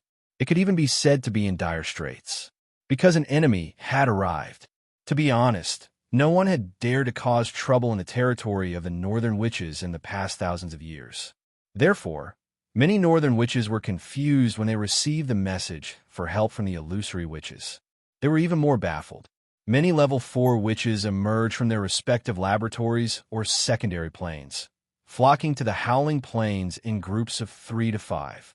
But before they could even get close to the battlefield, they could already feel a scorching aura assaulting their faces. Battlefield, The howling plains had already become a battlefield. It was late at night. The night sky of the howling plains was already burning. Large masses of red clouds covered the horizon, illuminating most of the sky in a dark red. There seemed to be a terrifying demon hidden in the rolling red clouds. It was roaring and releasing a large number of meteors that bombarded the wizard tower that stood alone. The wizard's tower was trembling. The elemental barriers that surrounded the tower were stacked one after another, and they relied on the layers of elemental protection to block the red fireballs that were falling down rapidly. But the ferocious force of the fireballs also shook the wizard's pagoda, causing it to tremble under the continuous bombardment of fireballs. The wizard's pagoda was not just for defense. The body of the wizard's pagoda was surging with terrifying energy. Every time the wizard energy gathered to a certain extent, it would turn into a terrifying wizard spell formation and launch a counterattack against the enemy. But what was strange was that no matter how the wizard's pagoda attacked, the wizard's spells would disappear silently once they entered the red cloud. It was as if there was a Taotime monster there that could devour everything, swallowing all of the attacks. Left without a choice, the witch in charge of the wizard pagoda could only disperse the offensive wizard spells and cast a large number of dispelling wizard spells instead. She wanted to break apart the fire cloud to see who the real enemy was. Unfortunately, the dispel spell that rained down from the sky didn't have any effect. The red cloud was still churning there, releasing a deafening rumble of the elements. Then, a large ball of fire rain descended from the sky along with ferocious fire meteors, destroying the wizard's pagoda and the surrounding land beyond recognition. If it had been in the past, the high-level witches guarding the Origin Wizard Tower would have led their subordinates and charged out to fight the enemy to the death. But today, these hypocritical witches were unusually low-profile and forbearing. Even though the Origin Wizard Pagoda had been shaken, they refused to reveal themselves. As the hypocritical witch's Origin Tower, it actually had the ability to transform the entire Howling Plains into an alternate illusion. But it was also very strange. The hypocritical witches seemed to have forgotten this ability, and they still hadn't tried to pull the enemy into the illusion. It wasn't that they didn't want to, but they really didn't dare. The leader of the witches hiding in the wizard's pagoda already knew who the enemy in the red cloud was. She didn't want to embarrass herself in front of a true level 5 wizard. Thus, the only thing she could do now was to endure bitterly until the legendary fire wizard was chased out of the wizard world. The sound of wind and thunder suddenly came from the distant horizon. The dark clouds in the sky were suppressed by a wild aura that could topple the mountains and overturn the seas, and they started piling toward the howling plains. When the dark clouds were piled up like a thick cotton candy, a resonant and sonorous dragon roar echoed out, and the dark clouds dispersed. The zombie dragon Arteus' powerful and ferocious huge body suddenly appeared in their field of vision. The person on the back of a zombie dragon was naturally the leader of the Death Witches, Thuna. She hadn't arrived yet, but a clear, thunderous roar had already arrived. Grim, what exactly do you want to do? This is the Northern Lands, and you can't behave atrociously here. In another direction, ghostly cries filled the sky. Two powerful witches, one black and one white, with completely different appearances and clothes, floated over, stopping far away at the edge of the red cloud's shroud. It was the other super expert of the Northern Lands, the leader of the Pale Witches, Sylvia. There were a total of 2 super experts among the Northern Witches, and both of them had already arrived. At the periphery of the battlefield, one could still sense the dazzling soul light. It could be said that all the slightly famous high-level witches in the Northern Lands were present, but they didn't show themselves because of Thuna's orders. The red cloud parted, revealing a young and handsome wizard. He was 2 meters tall, and his body was tall and muscular. He was wrapped in a dark red wizard robe, but no magical light could be seen on it. It seemed to be just an ordinary robe. The Northern Witches were all too familiar with this face and figure. It was the legendary fire wizard Grimm, who had turned the entire sorcerer world upside down in the past few hundred years. Grim revealed himself and looked at Thuna coldly. Thuna, is this how you greet a superior wizard? Thuna's body stiffened, and a trace of embarrassment flashed across her delicate and cold face. Finally, she lowered her head, put her hand on her chest, and bowed respectfully. Greetings, great wizard Grim. Sylvia, who was standing at the edge of the battlefield and watching from afar, was also embarrassed. She could only bow together with her original spirit and greet Grim. It couldn't be helped. The sorcerer faction had always distinguished the nobles by their greetings. Those who were one level above them were considered inferior. If they did not show proper etiquette when meeting a superior wizard, the other party would use this as an excuse to punish them. Even their backers would be powerless to do anything about it. Since you know what's good for you, step back. I still have some old debts to settle with this deceit witch.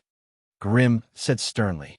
Thuna suddenly straightened her body and said coldly, Grim, sir, although you're now a grade 5 great wizard, don't forget that we, the Northern Witches, also have a backer.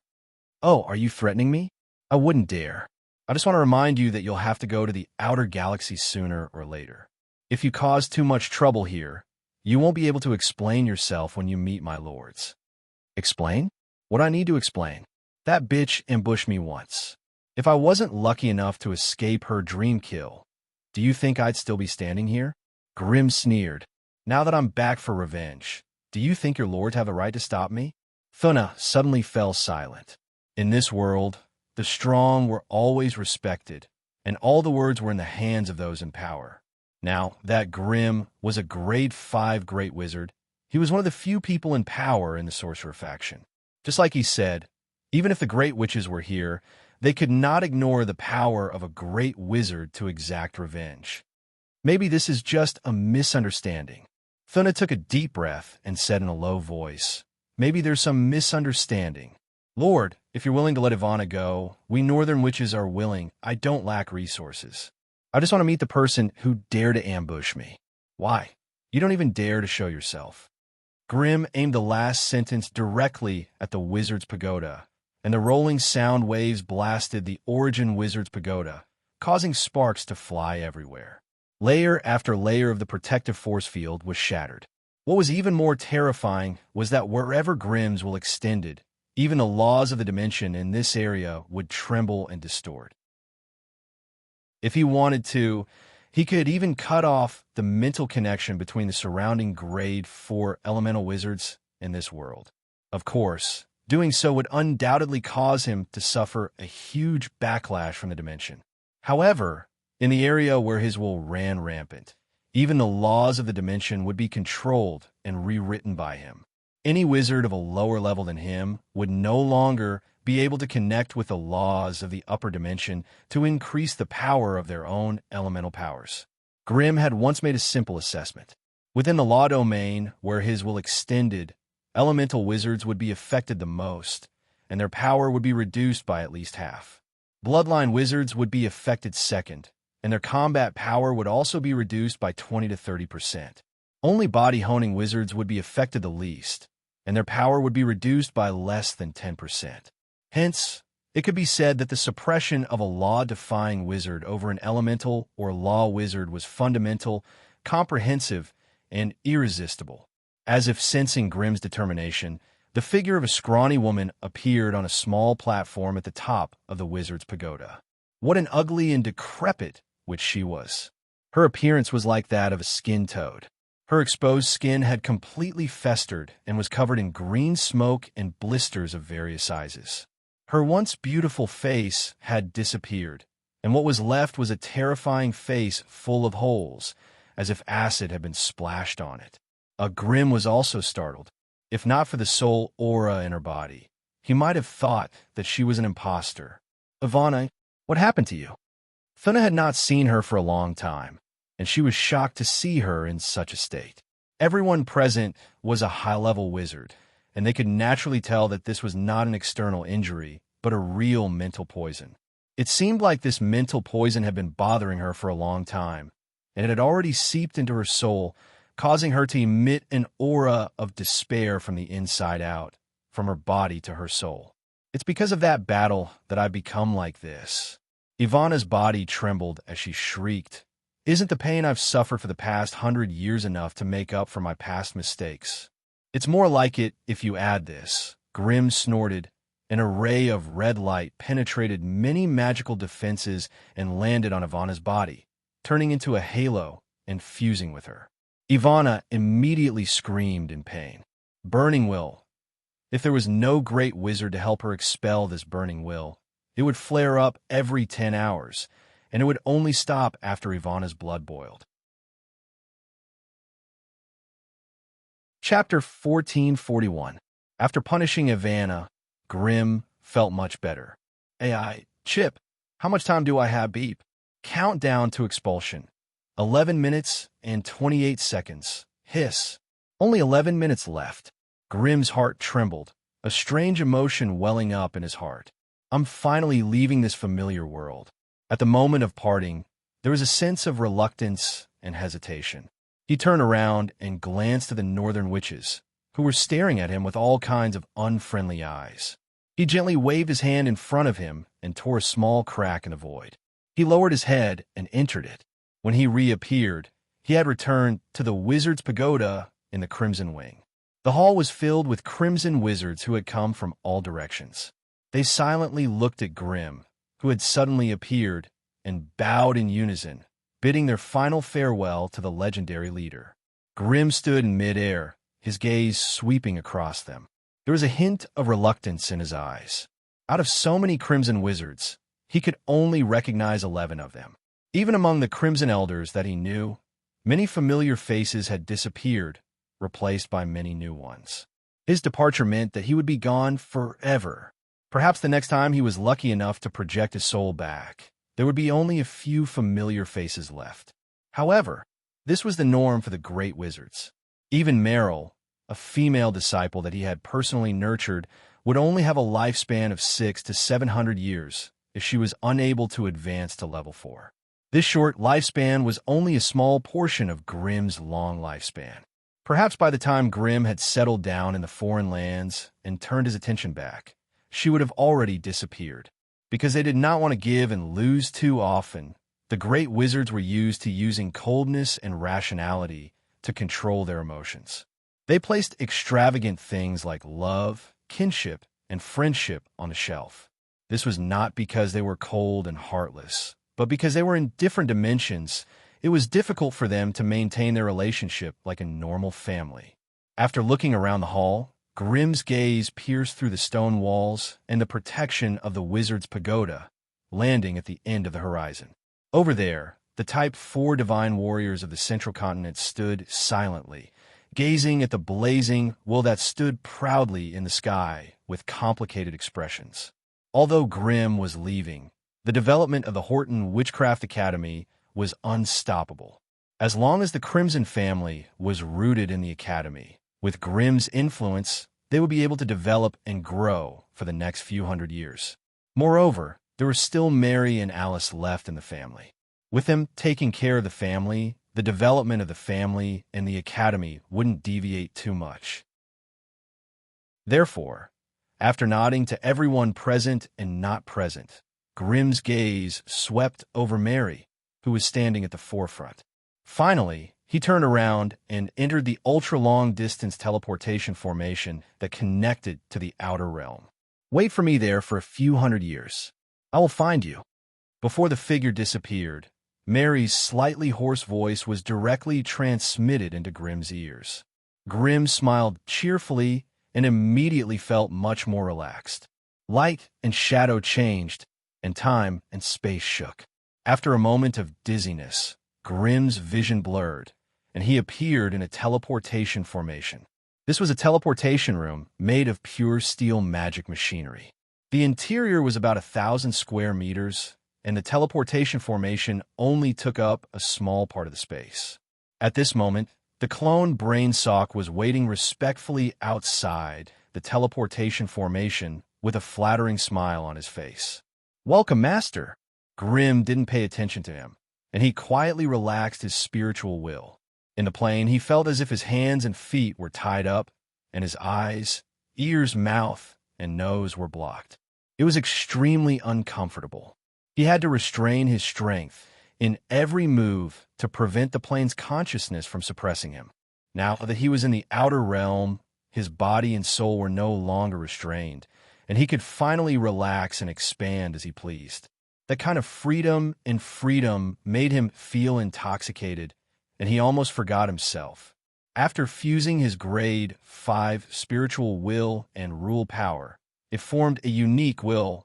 His thoughts, words, and actions seemed to follow some kind of law, and it could condense the will of the rule in the area that his consciousness extended to, replacing the laws of the plane. His thoughts were the law, and his will was the rule of the world. In the space controlled by his rules, all spiritual will had to obey his will. This feeling of controlling the world like a god made Grimm intoxicated for half an hour, and only then did he slowly restrain himself. Just now, Grimm's consciousness had turned into a huge net that extended in every direction. It extended out of the teleportation room and into every nook and cranny of the City of Steel, as well as all kinds of tunnels and pipes.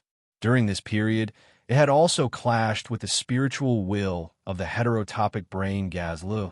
The latter had recognized Grimm's spiritual undulations and automatically retreated, which was equivalent to handing over control of the Steel City.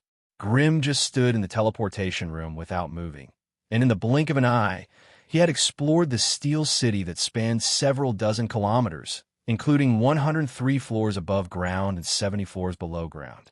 Even many hidden passages and spaces were scanned by Grimm's spiritual undulations, projected into the three-dimensional map in his mind. It had to be said that while Grimm's attention was focused on the interior of the plane, the heterotopic brain he had sent to the wildlands was developing well.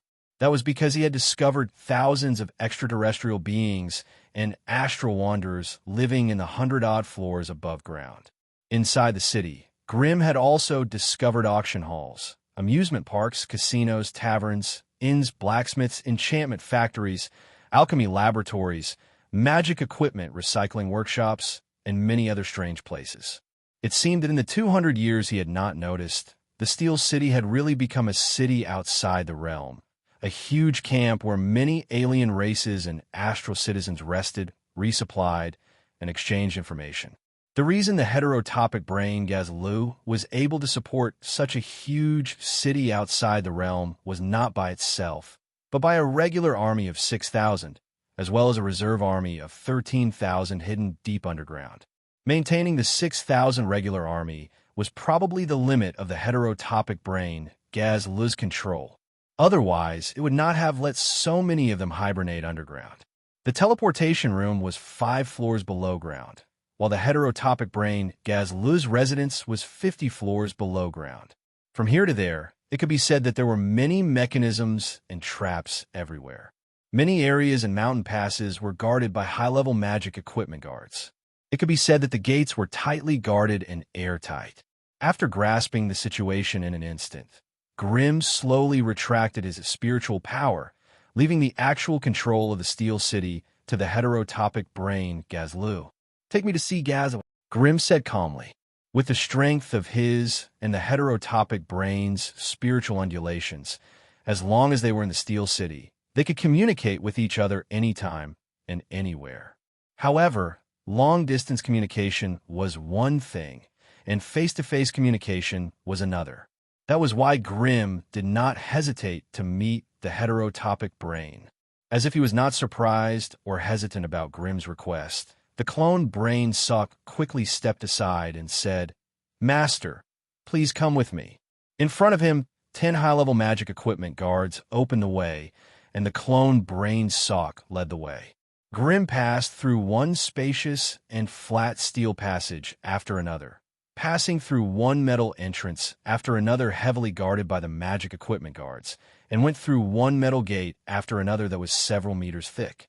Only then did he see the heterotopic brain Gazlu at the 50 floors below ground. Compared to the last time they met, the volume of Gazlu's brain had doubled. The brain floating in the aquamarine nutrient solution looked like a soft mountain of flesh. It was hard to imagine that it was the brain of a super-intelligent being. Seeing Gazlu, Grim finally revealed a smile on his face. Since the other party was willing to let him enter his brain chamber, it meant that the other party's mind and force field had not changed, and he was still willing to take him as his master. That was especially important. Although Grim could still feel the flame brand that he had planted in Gazla's brain, he knew in his heart that this method could not completely restrain the other party.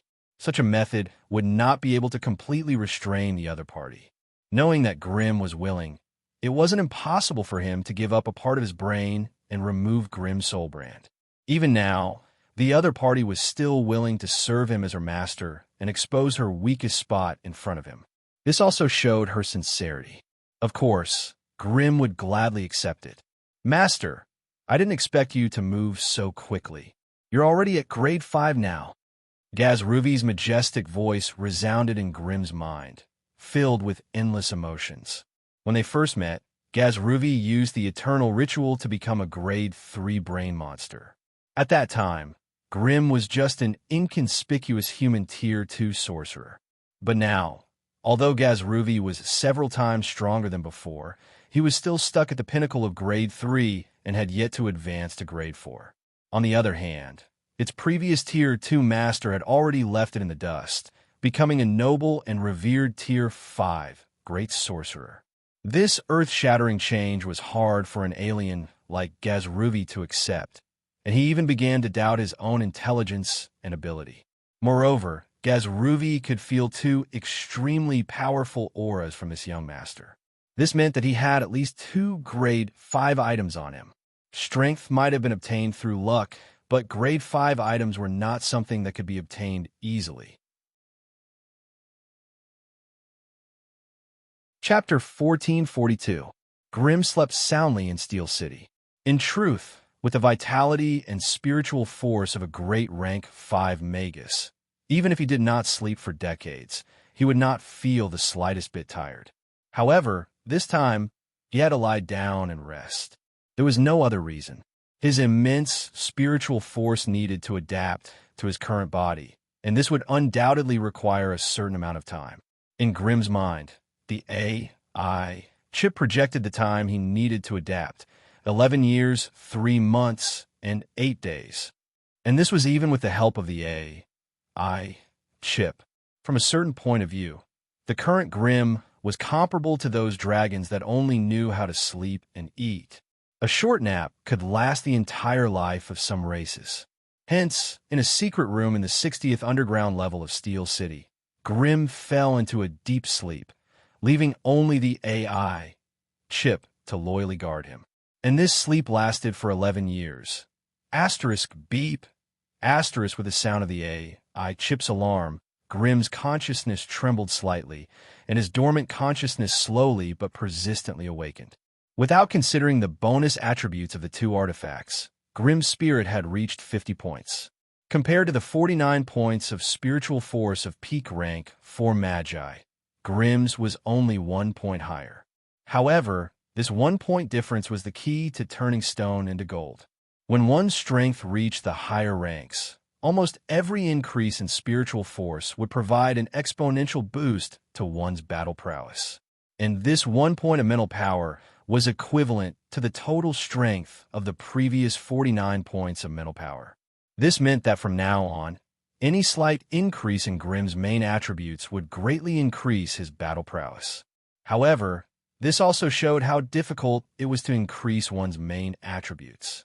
If it was an ordinary newbie, it would be extremely rare to find magic accessories and defensive equipment at rank 4 that could be extended to rank 5. Take the 2 rank 5 divine weapons that Grim currently had, for example. At rank 4, they could increase Grim's main attributes by 5 points. Now that Grim had advanced to rank 5, they had increased his spiritual force to 2 points. However, even if it was only 2 points, it was still a huge help to Grim. It was enough to allow a newbie like him to immediately surpass those seniors who had advanced within 1,000 years. Of course, compared to his 52 points of spirit, Grim's other attributes were terrible. The only attribute that exceeded 30 points was his constitution. Furthermore, this was the result of Grim obtaining the Star Beast bloodline and gaining a portion of his constitution. Otherwise, most new rank 5 wizards would only have stats below 20 in strength, vitality, and dexterity. As a law-defying wizard, Grimm's fighting style was mainly long-range fire spells. He rarely thought about close combat. But considering that most of his enemies would have outstanding magic resistance in the future, a simple specialization in one element could easily put him in some kind of awkward situation. Therefore, he tried his best to improve the overall quality of his body so that he wouldn't have so many shortcomings. At the same time, he worked hard to study the advanced usage of the flame rule to make his attacks sharper and harder to defend against. This was what he should have done in his first few hundred years in the Outer Realms. As for exploring the Outer Realms, searching for resources, and searching for knowledge that could only be carried out after their combat strength was fully integrated. According to Grimm's information, there were more than 10 rank 5 magi in the Exodar camp where he and Steel City were currently located.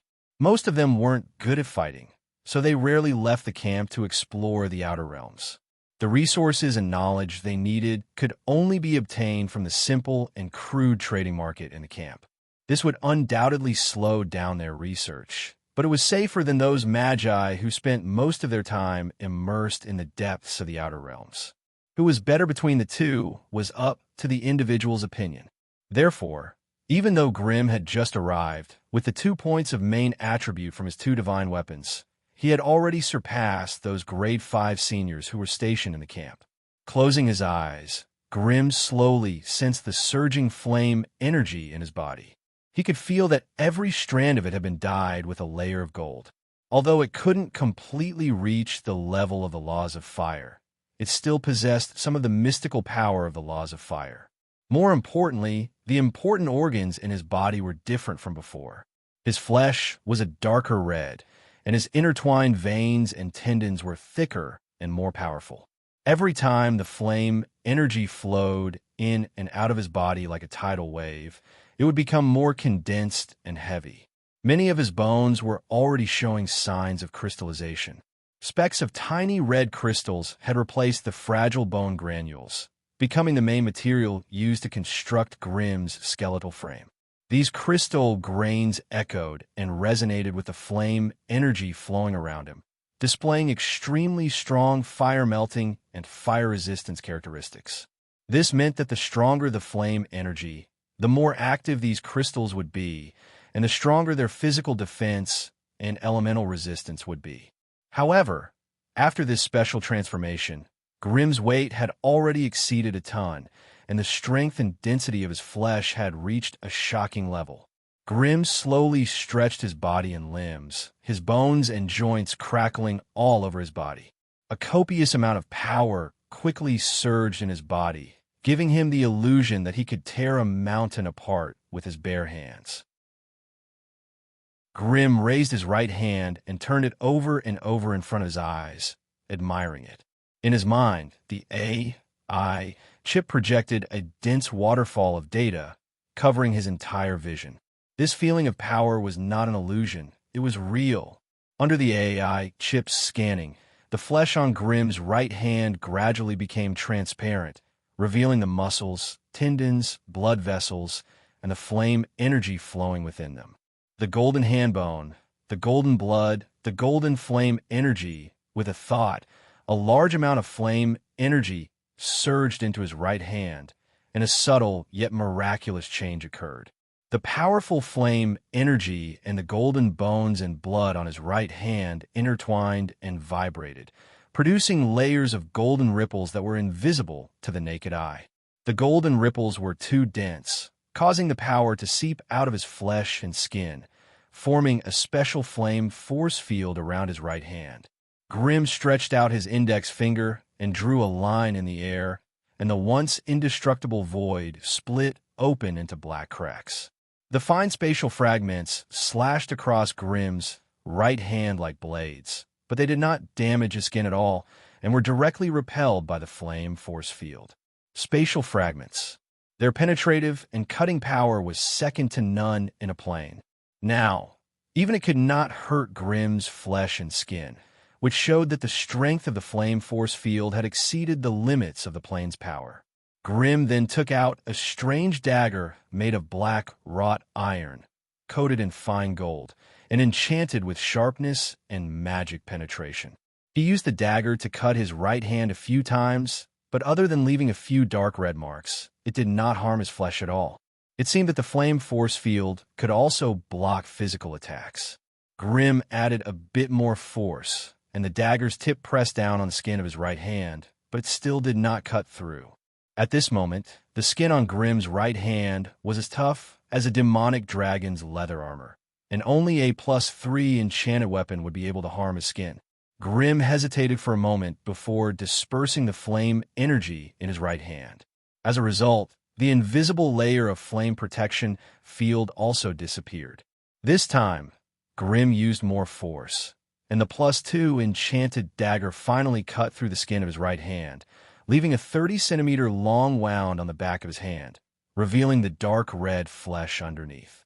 Golden blood flowed out of the wound, staining the tip of the dagger, and immediately sizzling sounds of metal being corroded and burned could be heard. Grimm picked up the dagger and was surprised to find that the dagger's blade was full of dents, looking like a sawtooth. The body of the blade was bright red, showing signs of softening and melting. Grimm's flesh instinctively retaliated, and the +2 enchanted dagger was almost destroyed. And in this short period of time, the huge wound on Grimm's right hand began to close up. 15 seconds later, there was only a dark red scar on the back of his right hand, and the wound had disappeared. 27 seconds later, even the scar had disappeared. The back of his right hand became smooth again, tender and supple. It was impossible to tell that he had suffered any injuries. Grimm nodded with satisfaction.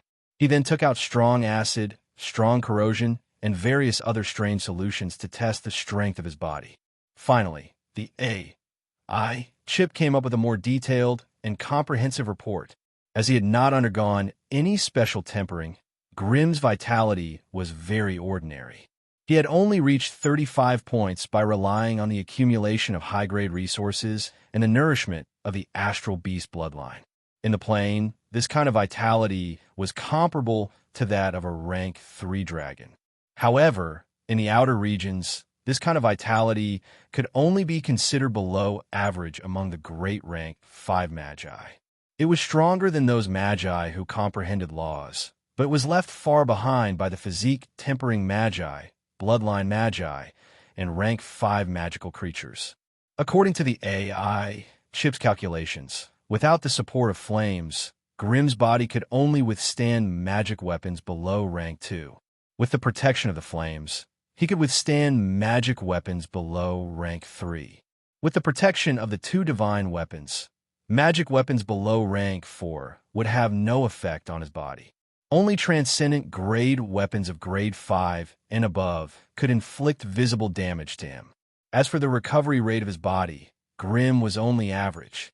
If the enemy's attack did not contain any spells or laws, even if it was a broken limb, he could completely recover in half a day. However, he would need to expend a certain amount of energy to do so. Chapter 1443. As soon as Grimm woke up, his mental activity was captured by the alien brain that controlled the entire Steel City. Master, you're finally awake. While you were asleep, I've received 11 invitations to meet. What do you think? The hall was immediately filled with the mental energy ripples of the alien brain, Gazruvi. Invitations to meet? Grimm's mental energy quickly connected with the alien brain, and a large amount of relevant data immediately flowed into his consciousness. In the past, he would never have dared to directly connect with the alien brain. After all, the human brain could not compare to the alien brain. Without the support of powerful data processing and brain power, just the impact of the data was enough to cause unimaginable damage to the consciousness.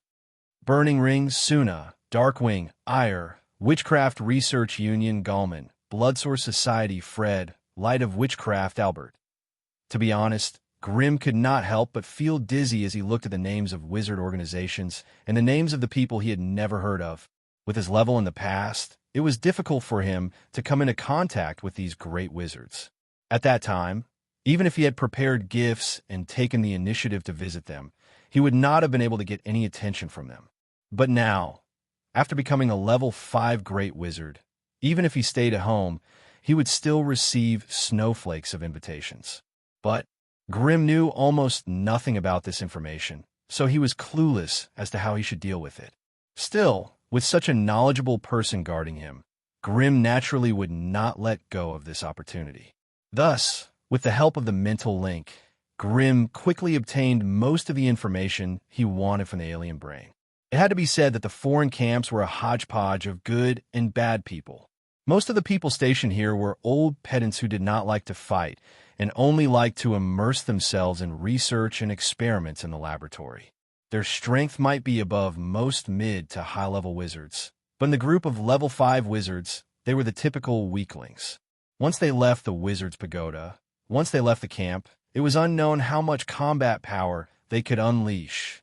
It was precisely because these great sorcerers had a long lifespan.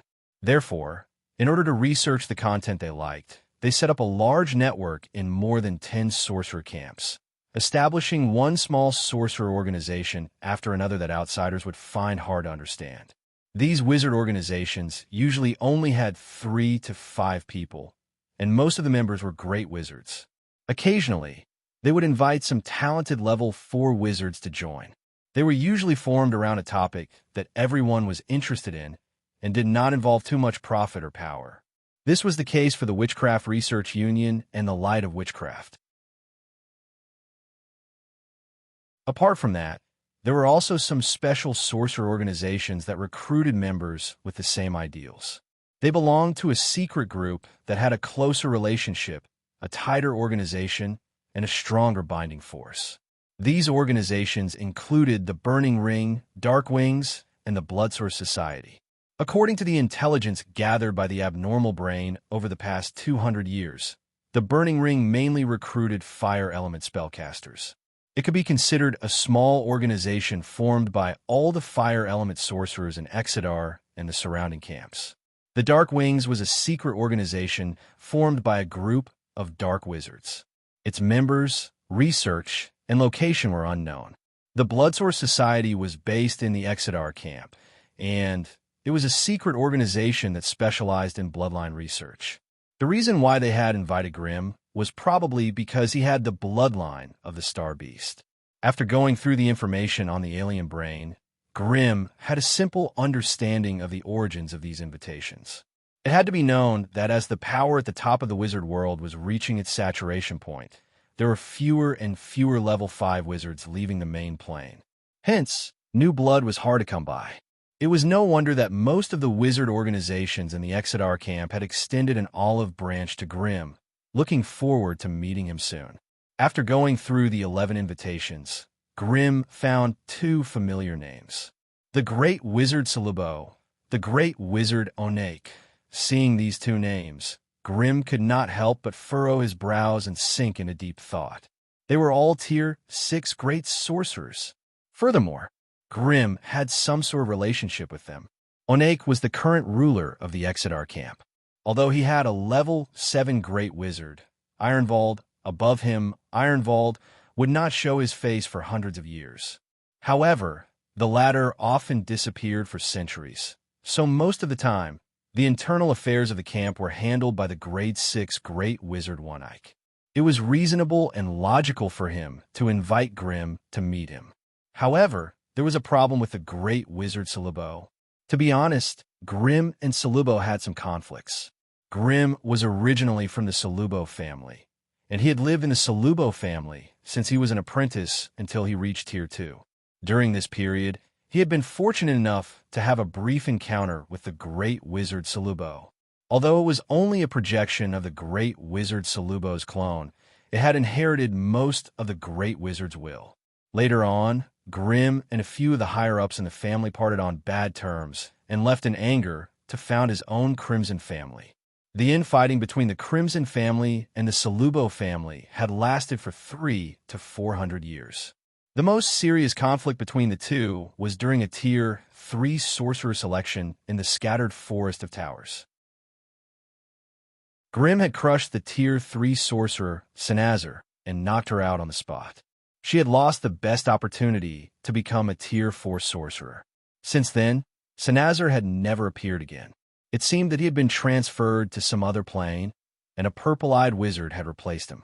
It was not difficult to see that the conflict between the Salubo family and Grimm was very serious. So, why did the great wizard Salubo want to see Grimm at this moment? He couldn't possibly have come all the way here to teach him a lesson, right?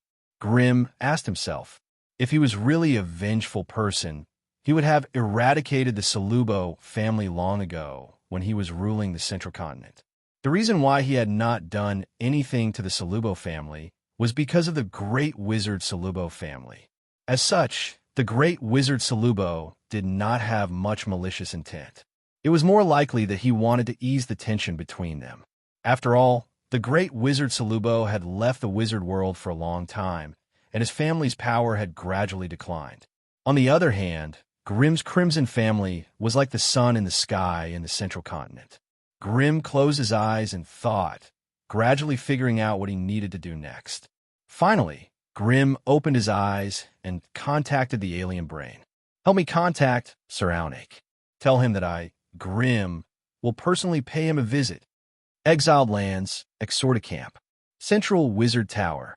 When Grimm walked into the hall on the first floor, wearing a simple red wizard robe, the wizards entering and exiting the place parted to the sides and took the initiative to greet him.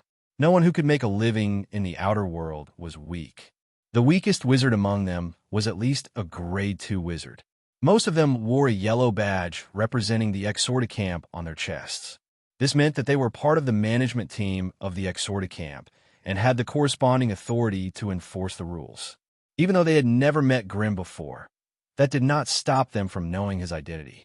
Grimm was the only Tier 5 great sorcerer from the main plane in the past 500 years. Thus, on the second day after Grimm arrived at the Exorticamp, his portrait and achievements had already spread like wildfire in the camp. Of course, part of the reason the wizards in the camp were chasing after this information was out of curiosity.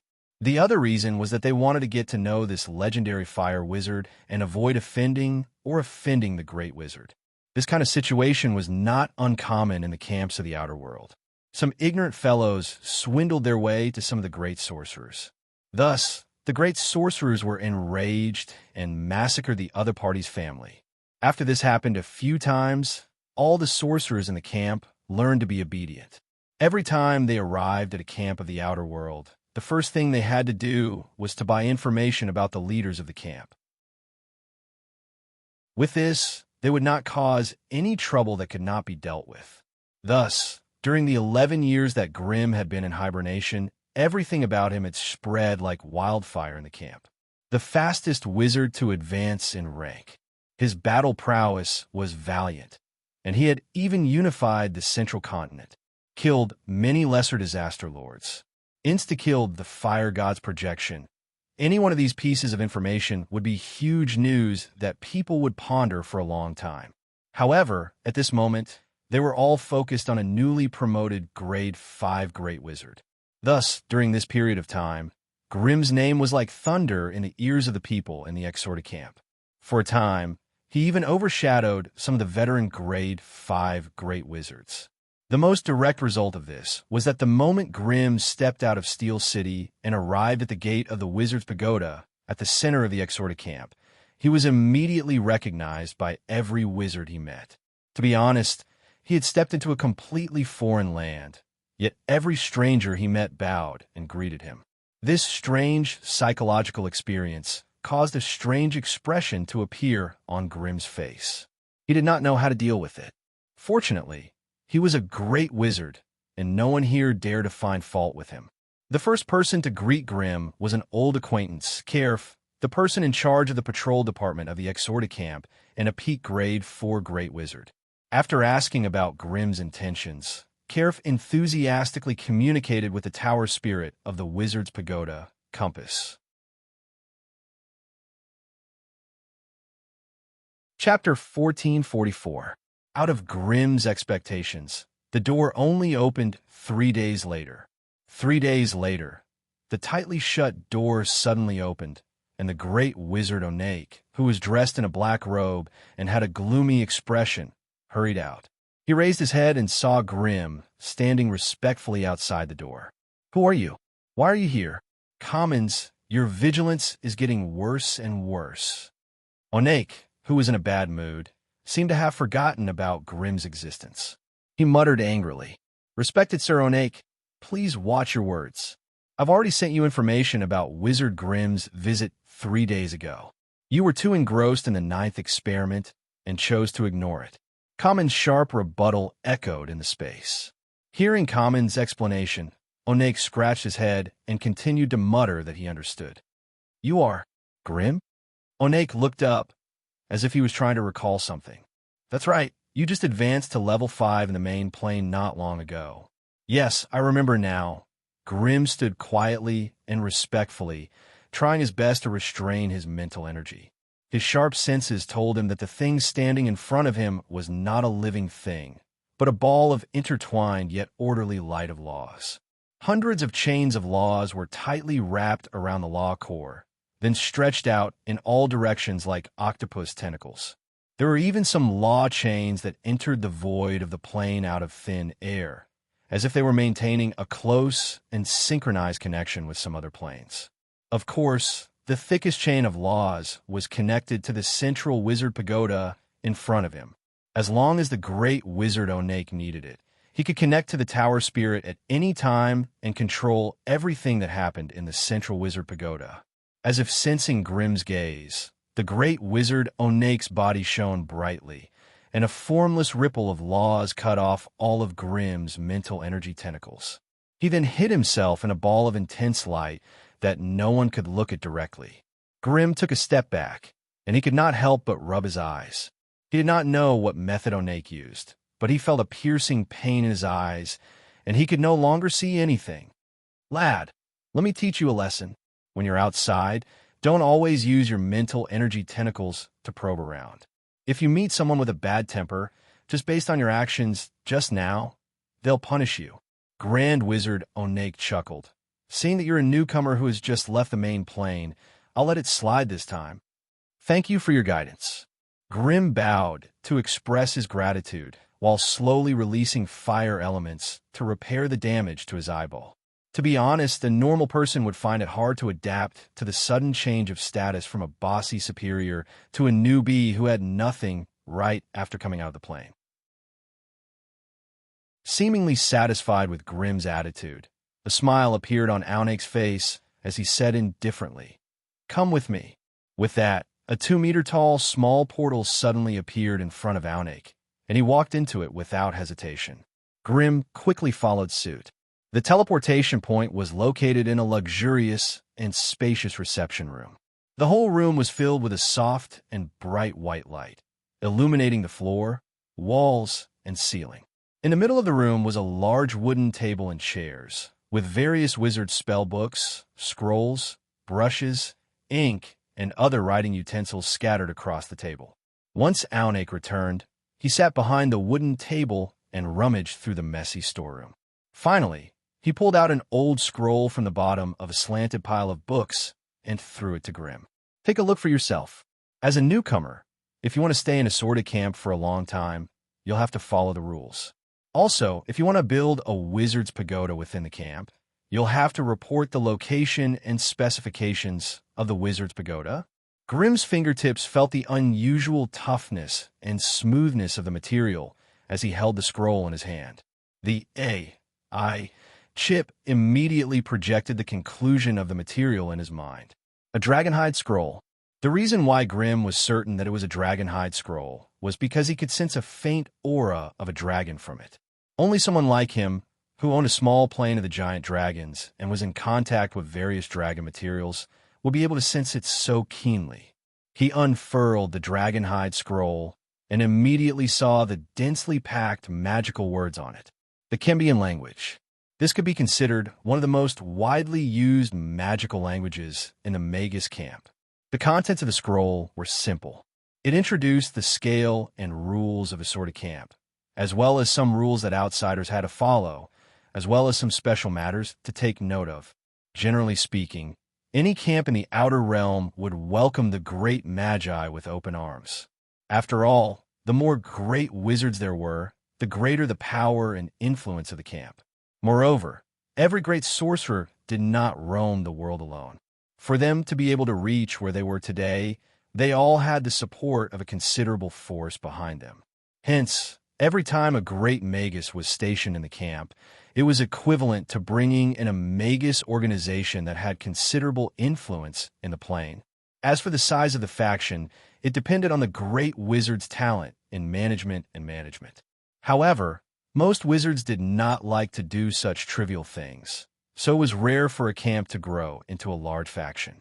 The true master of a sort of camp belonged to the great wizard Ehrenwald, and the one in control was his disciple, the great wizard Onique.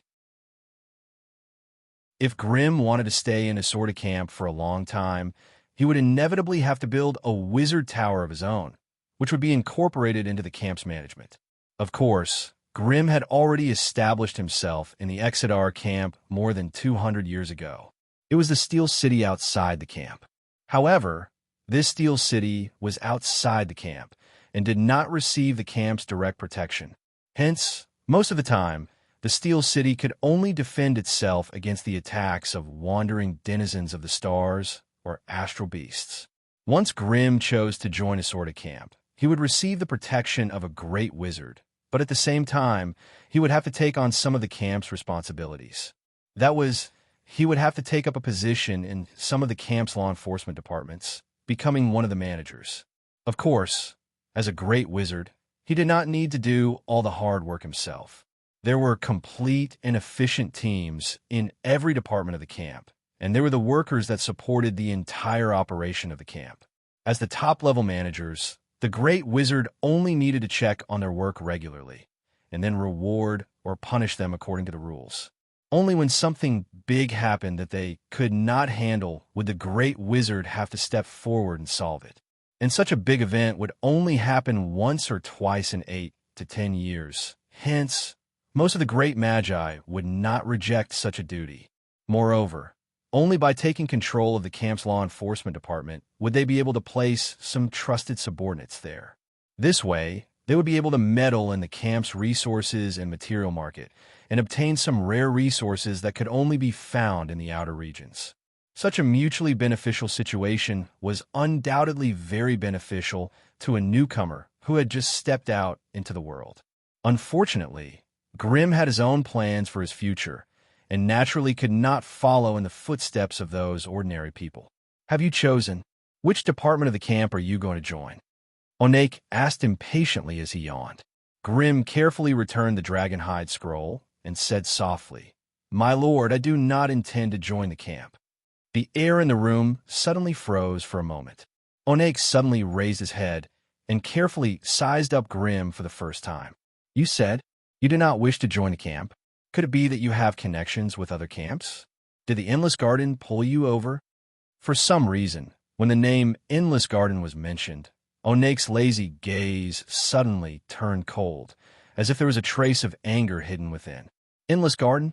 Grimm shook his head slightly. "I've never heard of this name." "Then what are you planning to do instead of staying in the camp to understand the situation in the outer regions and collect some resources? The situation in the outer regions is very complicated. Don't think that you can roam around here as you wish, just because you have the strength of a grade 5 wizard. Over the past few thousand years, I know of at least a dozen great wizards who have fallen in the outer regions. Don't be rash. I plan to go to the fire elemental realm to develop myself.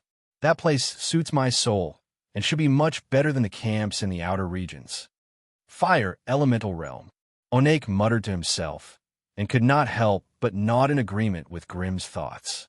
Indeed, as a pure fire wizard, if Grimm went to the fire elemental realm, he would not be rejected by the native fire elementals there. As long as he was willing to put in the effort and work, he would have no problem becoming a carefree fire elemental lord in the fire elemental realm for hundreds of years. As for becoming a fire elemental lord, It seemed that he would need the blessing of the fire elemental realm. As an outsider who had snuck in, it was easy to imagine how difficult it would be to get such preferential treatment. Since you do not plan to become a member of the camp, you cannot stay here for too long. Furthermore, the small trading point you set up outside the camp is no longer protected by the camp. Have you thought about the consequences? I have. All right, then you can leave. Remember, you cannot stay in the camp for more than a year. You must leave the Exodar camp within a year. Grim bowed in acknowledgement and was about to leave. Just as he was about to teleport away, Onake's voice suddenly sounded in his mind. You've just arrived, and there will definitely be many organizations wanting to rope you in. You have to pick carefully and don't get involved in the conflicts between the high-ranking magi.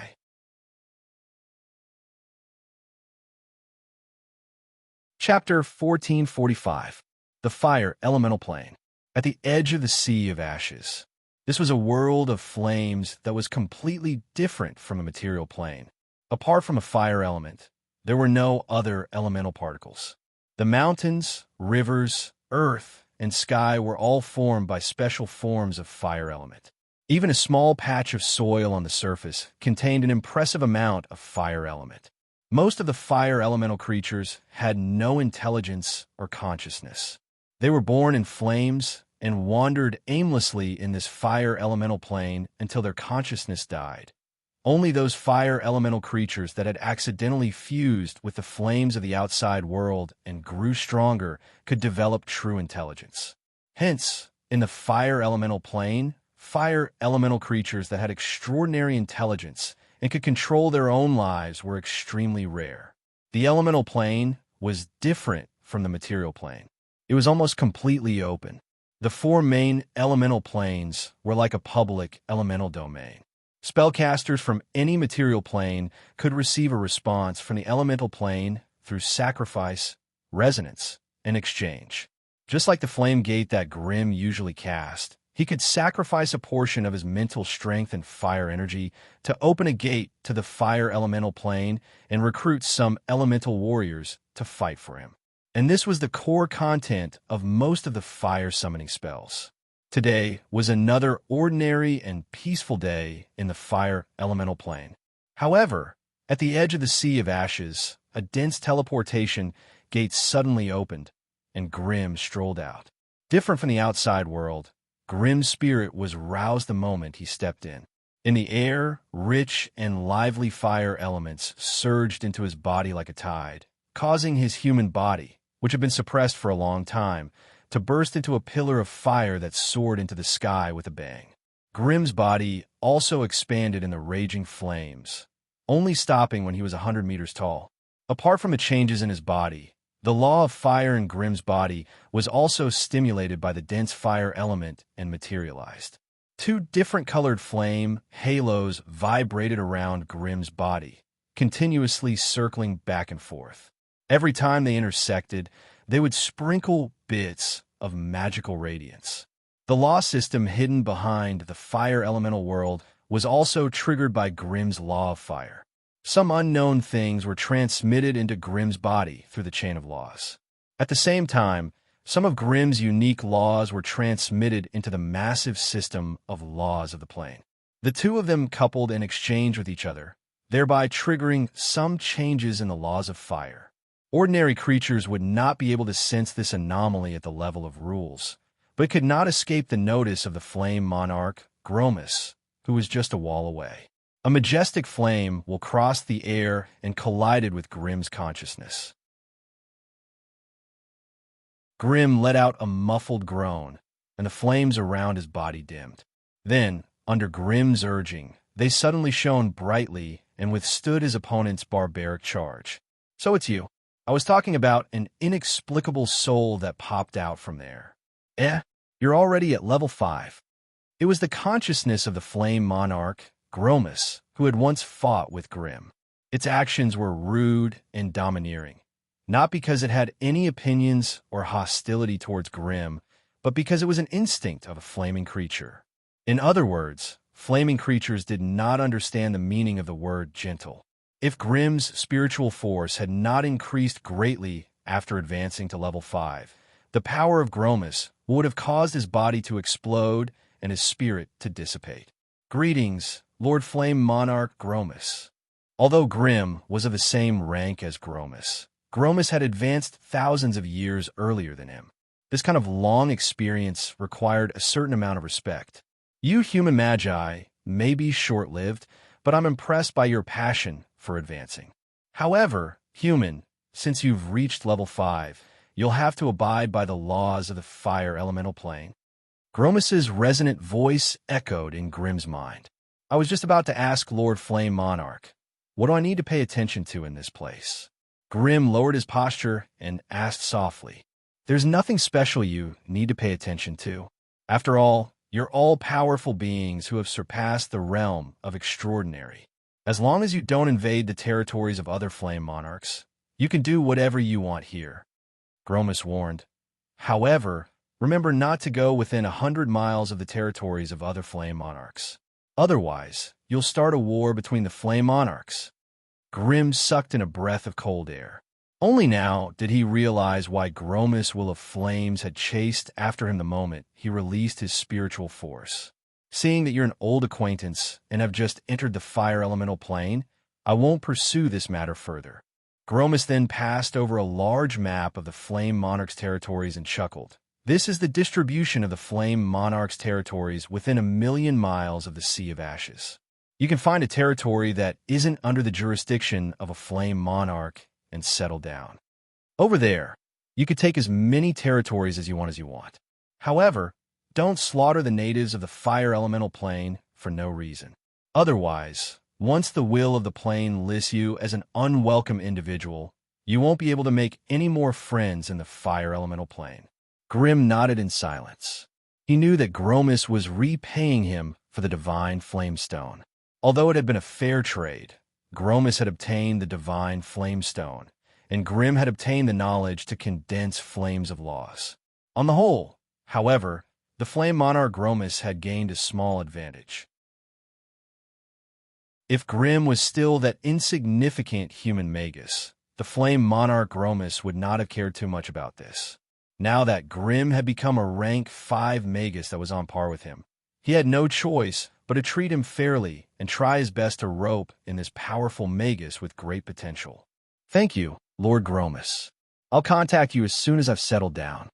Having obtained what he wanted, Grim naturally could not wait to bid farewell to Gromus. All right, I wish you all the best. I hope I'll still be able to sense your presence the next time I wake up. Gromus replied in a low, muffled voice, and the enormous will of flames instantly dissipated, returning to the depths of the Sea of Ashes. Elemental beings were all lazy fellows. Their life dimensions were different from those of other planes. Even the most ordinary fire elemental could easily live for hundreds of thousands of years. A flame monarch like Gromus had a lifespan of more than 100,000 years. Hence, their concept of time was extremely long and loose. Their favorite way of making friends was to slowly observe and judge each other's character over thousands of years. In truth, ordinary beings of other planes did not even have the right to be friends with them. In the eyes of elemental beings, one's vigorous life was just a small moment when they took a nap or went on a journey. In the time it took for them to turn around, you would have already died of old age or illness. Why did you have to have a heart-to-heart chat with them?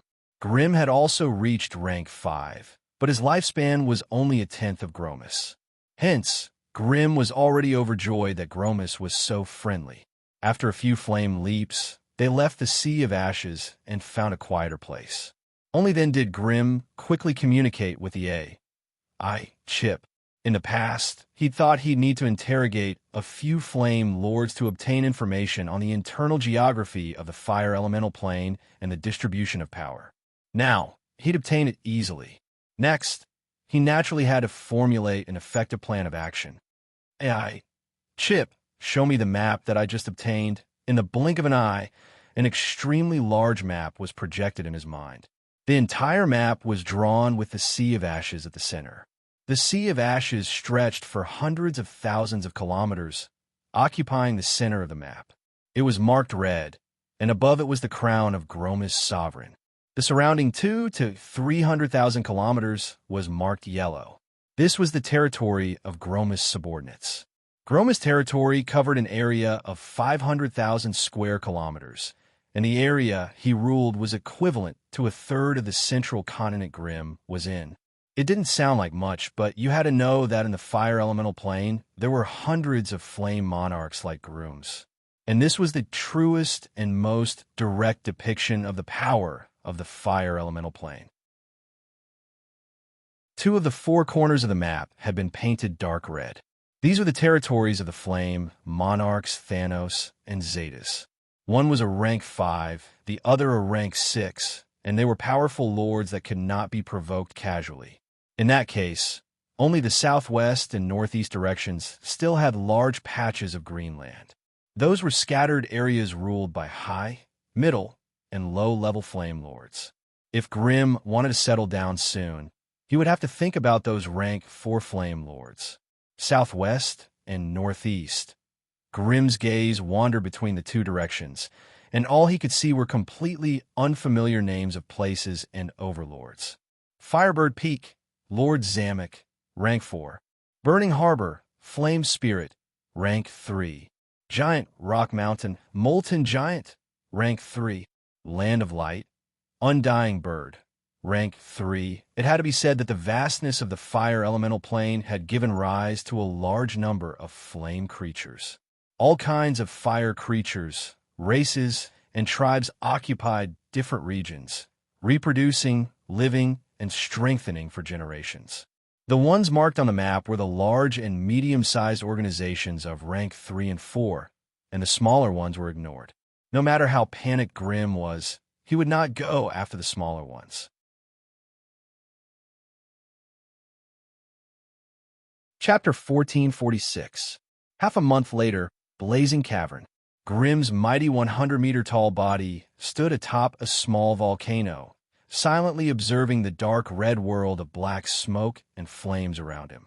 As the former ruler of this place, the dark web spider matriarch who had ruled the Blazing Cavern for close to 2,000 years, Lakbeth was lying at Grimm's feet, her bulging belly still glowing with the golden runes left behind by the inextinguishable flames. Lakbeth was in a miserable state. 3 days ago, this mysterious flame giant had suddenly appeared in her territory and demanded her to submit and pledge her loyalty. Flame creatures were all cruel and ruthless creatures. How could they be willing to give up the freedom of their souls? Thus, an earth-shattering battle broke out, just like that. What Lakbeth did not expect was that this flame giant was actually a terrifying Grade 5 powerhouse. He had instantly destroyed the blazing cavern that Lakbeth had painstakingly built over thousands of years, at the same time wiping out the countless traps and descendants of the dark web spiders in one fell swoop. The battle between the 2 of them went from the burning cave to the Xing'ao volcano, and only ended with the defeat of the mother of spiders, Lakbeth, after a distance of 200 kilometers. Lakbeth was a 5-meter-tall, fire-type ashen web spider with 6 pairs of sharp limbs and a pair of giant pincers. As the mother of the ashen web spiders, Lakbeth was most adept at laying fire web traps and breeding large numbers of fire spiders. She set up a large number of spider web traps near her lair to hunt for wandering flame creatures, and relied on absorbing the lava and flames from the remains of the elemental spiders to survive, growing stronger bit by bit. Her main body might not be too strong, but she had the most troublesome fire webs and a shocking number of descendants. It was precisely because of these 2 points that she was able to stand out from the many flame creatures, becoming the only Grade 4 Lord of the Flames within 1,000 kilometers. However, she did not live up to her name as a Lord of the Flames. Apart from her descendants, she did not have any other flame creatures following her. As for the reason, one could tell from her round belly that could never be full. In the face of such a sinister and cunning dragon web spider mother who liked to ambush her enemies in the dark, Grimm naturally had many ways to deal with her. One of the main reasons why Lakbeth was so difficult to deal with was that her lair was built underground, and the cave passages were extremely narrow and winding. When she encountered those extremely powerful flame creatures, she would hide underground and not come out. And when she encountered a slightly weaker fellow, she would make a big move, using little fellows like the self-exploding fire spiders, dark web larvae, and web-weaving spiders to lure them into her fire web trap. Grim was even more sinister than her when dealing with such a despicable person who bullied the weak and feared the strong. The first thing Grim did when he arrived was to block the entrance to Lakbeth's lair. He then summoned the burning heaven flame and blew it to every corner of the underground lair. Smoldering Spider. Although the dark web spider was a fire-type creature, it could survive in lava that was thousands of degrees Celsius. However, against the flames of laws like the burning heaven flame, their fire resistance was instantly reduced to 0. They could only shriek and wail miserably in the sea of golden flames. Let alone these little fellows. Even the grade 4 broodmother Latchbeth was forced out of the lair. It could only drag its charred body covered in golden flames to fight Grim. It was very awkward. Although Grim was grade 5, his strength, vitality, and agility were far from this grade 4 broodmother. However, his powerful flame leap allowed him to dodge Latchbeth's swift bite, boiling splash, and smoldering destruction. Swift bite. Within the range of the fire web, Latchbeth's movement speed is increased by 300%. Attacks have a certain chance of paralyzing the enemy. Seething Splash. Spray a 20-meter long scorching venom in a 60-degree cone, dealing 3,000 degrees of fire damage and 2,000 degrees of venom damage to enemies within the cone. Smoldering Destruction. Spits a terrifying 5 by 5-meter fire web filled with venom at the enemy. Enemies bound by the fire web will lose their ability to move and suffer great damage from the venom igniting the fire energy in their bodies. It had to be said that those who could stand out from the other flame lords and become the cream of the crop were all extremely powerful. They had some terrifying skills that others could not match up to, even if Grim's rank was higher than his opponent's, and he had the protection of 2 divine weapons and 2 types of laws of fire. He still had to be careful against the broodmother's smoldering destruction. It was impossible for him to turn the tables, but if he was not careful, he might be bitten twice by the fire web. That would be extremely embarrassing. That was why Latchbeth was able to use the fire web to force Grim to retreat time and time again. After running all the way here and using up all the venom and fire web slime, Latchbeth was blasted by Grim's fireball and left a flame brand on its body. Submit or be destroyed? Grim roared. I'd rather die than surrender. Latchbeth had just screamed when the fire rune on her abdomen suddenly turned into a scorching golden flame that instantly engulfed her body. This golden flame was the materialized, inextinguishable flames. It had the characteristics of ignoring magic resistance and burning souls. That was why even with Latchbeth's grade 4 Flame Lord's fire resistance, she was in so much pain that her entire body was char black. Fortunately, Grim did not intend to kill her, so the inextinguishable flames only burned 5 fingers before it degenerated back into a fire rune. Grim took out a bottle of healing potion and poured it on Latchbeth's charred body. With the powerful regenerative ability of a grade 4 creature and the help of the healing potion, Latchbeth only took a quarter of an hour to recover. A muffled thud sounded. Grim raised his foot and stepped on the broodmother who was about to tear the surface and escape underground. He asked again in a booming voice, surrender or destruction? You. This time, Latchbeth did not even finish her sentence before her entire body was once again engulfed by the golden flames that soared into the sky. The sizzling sound of burning flesh resounded once more, and a pungent burnt smell filled the air. A moment later, the flames receded, and Latchbeth was once again rescued by Grim. Little spider, you can be stubborn. Anyway, I have a lot of healing potions here. It won't be a problem even if I torture you for 100 years. Tell me, what's your choice this time? Grim sneered, the indifference in his words causing the broodmother to feel a chill down her spine. As soon as Latchbeth said that word, the golden flames instantly engulfed her body, and her shrill screams resounded once more. A moment later, the flames subsided. Grim frowned and scratched his head, saying with an apologetic expression, "Sorry, I activated the flames too early." "What did you say just now?" Crouching on the hard rock, the dying Lacebeth angrily waved its limbs and claws, cutting the volcanic rock beneath it into pieces and leaving scratches all over the place. "Why? Why did you come to me? There are many flame lords here. Why did you come to me alone?" The brood mother obviously had a deep grudge against this question. "That's why you're the smartest," Grim praised with a smile. This was his heartfelt words. Although those big fools were quite strong and their ranks were not low, they were all hot-tempered and straightforward and did not know how to be flexible. They were all stubborn bulls that ran all the way to the dark, and threatening them with death was useless. In contrast, only these fellows with otherworldly bloodlines and smart enough brains knew fear and the value of life. All smart people were afraid of death.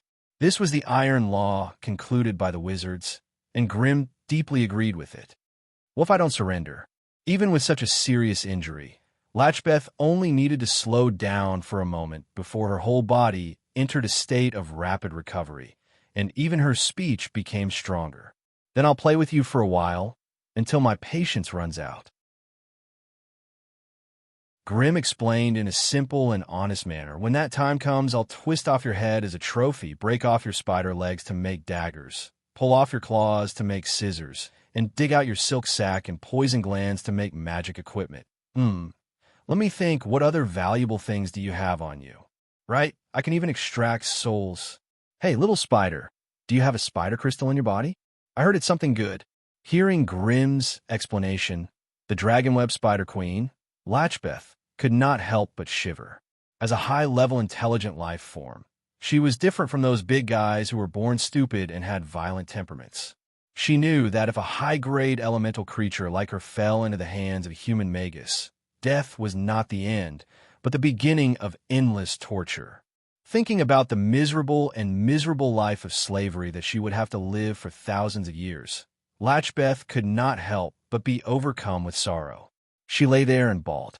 However, as a strange-looking fiery spider, even if she cried like a pear blossom in the rain, in the eyes of humans, she would still look sinister and ugly.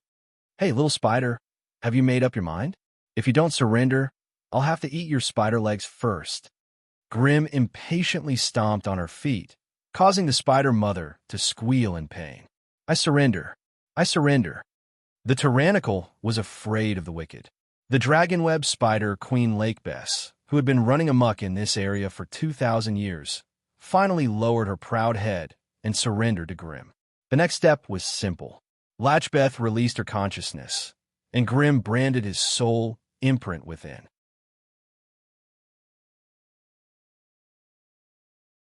Chapter 1447. With the help of a local tyrant, Grim's work became much easier and more comfortable. Compared to the fire creatures that had lived in this area for tens of thousands of years, the Tier 5 Grim was no weaker than a god of fire. No matter how much they struggled or resisted, they could not change the final outcome. Powerful strength was the key to ensuring that Grim's will could be carried out. Taking down Lakibes was equivalent to pushing down the first domino. By relying on this snowball method, he would be able to establish a sizable influence in this area. However, most fire creatures did not have any lofty ambitions, nor did they have the ambition to rule the entire fire elemental plane. A Tier 5 flame monarch like Grim, on the other hand, would occupy a good fire-filled land and enslave some of the fire creatures nearby. That was enough. There was no need to waste time attacking one flame lord after another. The fire elemental plane was a typical super-large plane. Its space was more than 10 times that of a large plane like the Sorcerer World. The difference in strength between the two sides was like heaven and earth. The Sorcerer World could only bear up to Tier 4 strength, while the fire elemental plane had an upper limit of Tier 7 strength.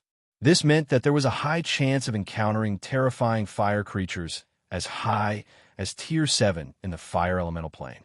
Grim would be no different from an ant in front of such a powerful being. As a Tier 5 fire shaman, Grimm naturally could not treat himself poorly. He had carefully selected a special place called the Molten Flame Altar for himself to reside in. According to legend, this molten altar was once a passage to a powerful Lord of Flame's divine kingdom. However, following a huge incident, the Flame Overlord had fallen completely, and the sacred flame on the Molten Flame altar had been extinguished as well. Even so, the sacred energy that had permeated the surroundings of the molten altar for tens of thousands of years had not completely dissipated. Hence, anyone who worshipped or believed in fire would not dare to approach the molten altar. As an outsider, Grimm naturally did not have the reverence inscribed in his soul like the fire creatures. Hence, among the massive map Grimm had given him, only the molten altar could match Grimm's Tier 5 status. And so, on the 68th day after entering the fire elemental plane, Grimm led the Dragonweb Spider Queen Latchbeth to the molten fire altar. It was a silent and desolate land. Even with Grimm's powerful mental power, he could not sense any life or soul in this land. This place seemed to be under some kind of curse.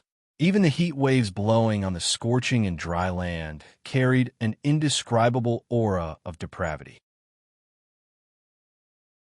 The wind was howling, the fire was whimpering, and the entire earth seemed to be weeping. As soon as they set foot on this land, the Dragonweb Spider Queen, Lakebus, who was following closely behind Grimm, stopped in her tracks. Her hideous face revealed a trace of reverence. "Master, you shouldn't choose this place. I smell death and resentment here. Even high-grade creatures like us might be contaminated by some bad things if we stay here for too long," Lacebeth advised hesitantly. Grimm did not reply. Instead, he stood rooted to the ground and silently sized up the land before him. At the end of his vision, he could see undulating volcanoes in all four directions. Black smoke billowed from the tall volcanoes, and flames soared into the sky. Black clouds of smoke piled up in the sky, covering the entire world in a dark red. There was a rather gentle plain surrounded by mountains. At the center of the plain was a crescent-shaped lava lake that occupied an area of 20 square kilometers. The molten altar was right next to the sunken lava lake. The molten altar was unusually grand and majestic. It was surrounded by huge stone pillars that were over 100 meters tall, and in the middle was a 4-layered stone altar. At the top was a strange stone platform shaped like a compass. Due to the passage of time, the altar was very old and dilapidated. Not to mention that most of the stone carvings and patterns on the altar had already collapsed and fallen off. Even the huge stone pillars erected around it had mostly collapsed, only leaving behind stone pillars that were only 2 to 3 meters tall as foundations. For some reason, strange scenes inexplicably appeared in Grimm's mind as he looked at the ruins that looked like ancient ruins. The entire sky and earth were fiery red, and a huge door of light that was over a kilometer wide stood in the middle of the plain. In front of the door of light, the molten altar was burning with a strange, glass-like purple flame. The huge plain was densely packed with flaming creatures that came from all directions. They were of different shapes and ranks, but they all looked fanatical. Under the guidance of the priests of the flames, they piously prayed to the purple flame on the altar. Every once in a while, the purple flame would suddenly burst out with a strong light, and then project a purple halo on the bodies of some of the followers. Every time the purple halo appeared, there would be a tsunami of cheers, and the prayers of the believers of the flame would also be raised to a deafening level. Under the envious gazes of the crowd, the followers whose bodies were projected by the purple light slowly walked up the altar and then strangely passed through the huge door of light, completely disappearing from the scene. Every time this happened, the atmosphere would heat up to the point that it was about to explode. All the followers of the flames became even more pious and fanatical, looking forward to becoming the next batch of lucky ones to be chosen, passing through the door of light, entering the kingdom of God, becoming one with the origin of the flames. For some reason, this indescribable strong desire also invaded Grimm's consciousness. He could not help but want to kneel down and pray to the molten altar. Beep. Sensing the invasion of a mysterious will from the outside world. Requesting host to remain vigilant. Beep. Detected that the host's consciousness has been confused. Immediately activating the protection of laws. In the next second, the two law halos around Grimm's body suddenly collided with each other, sprinkling bits of law radiance. In an instant, a layer of golden light enveloped Grimm's 100-meter-tall, flaming body. With the isolation of the golden light, the indescribable feelings that had transcended time and space suddenly disappeared. Grimm shuddered. When he came to his senses again, the scene before him suddenly disappeared, and he returned to the lonely and desolate state from before. Chip, what happened? What happened to me just now? Grimm asked in a low voice. Beep. Strange spiritual force field detected in this region. Initial judgment is that of an ancient historical scene that has mysteriously reversed time and space. Requesting host to pay attention to spiritual defenses. Spiritual force field? Time and space reversed? Grimm carefully thought about it, and could not help but become even more curious about the molten altar at the end of his vision. From the looks of it, it seemed like a powerful divine being had appeared in the fire elemental plane tens of millions of years ago. It had established a large divine kingdom of fire somewhere, and then left behind a molten altar here to select its followers to enter the divine kingdom. A god of the fire elemental plane? If such a being really existed, it would definitely be thousands of times more powerful than the god of fire in the world of gods. The number of followers and the number of fanatics were not on the same level. Most of the gods in the world of gods resided in a prime material plane, and no matter how many intelligent beings there were, they could not compare to the elemental planes.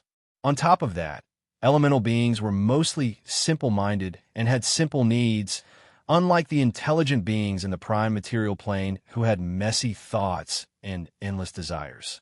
Hence, if a god of fire really did appear, there would definitely be many fanatics in the fire elemental plane. It would be much better than fighting for the resources of those few followers in the prime material plane.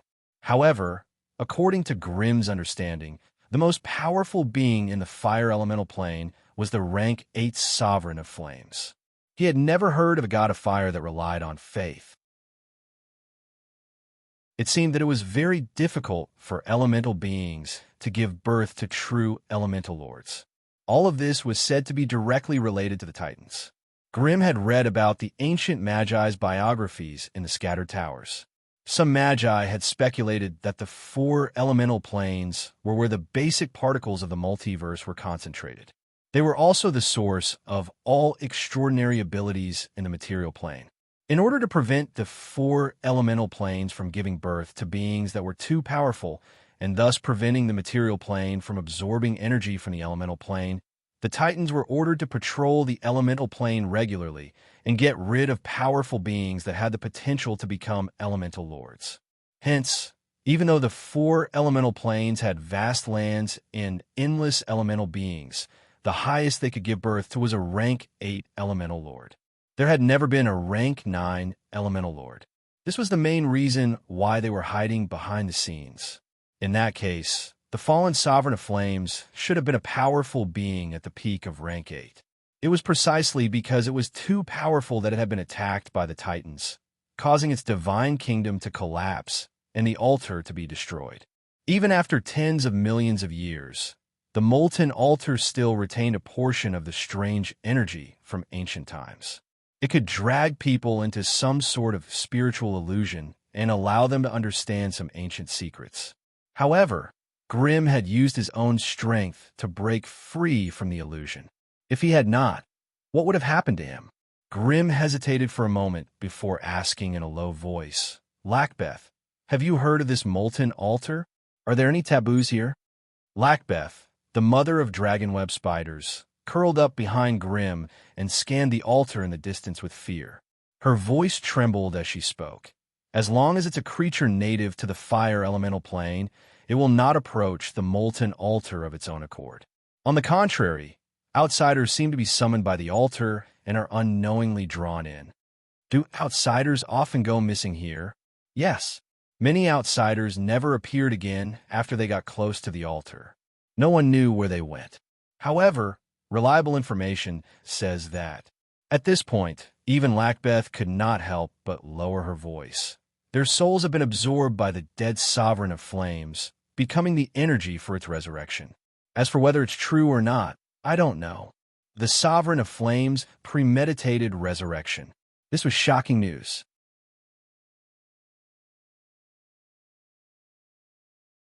Chapter 1448. If it was someone else, they would have found another place to live after hearing about the molten fire altar. But Grimm's thought process was different from others. Hence, he decided to settle down here and study the strange and dangerous molten flame altar from afar. However, after having this idea, it was difficult to turn it into reality.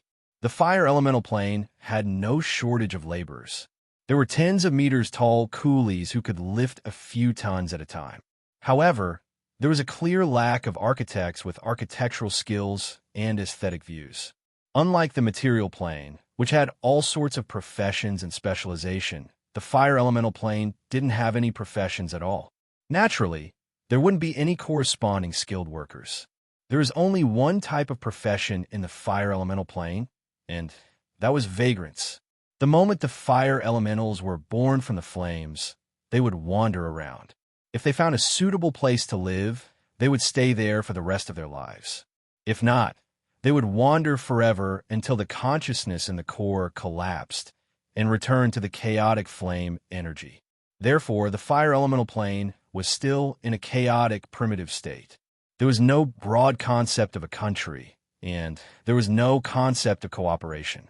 Fire elementals of the same race would live together in groups, forming a small, loose, and regional fire family. The strong fire elementals would gather a group of subordinates to serve as fire slaves. Those with a little more ability would become the Flame Lord, and the stronger ones would become the Flame Lord. The ones at the top of the fire elemental plane would be the Flame Lord. But no matter which one it was, their form of governance was the structure of a lord and a slave.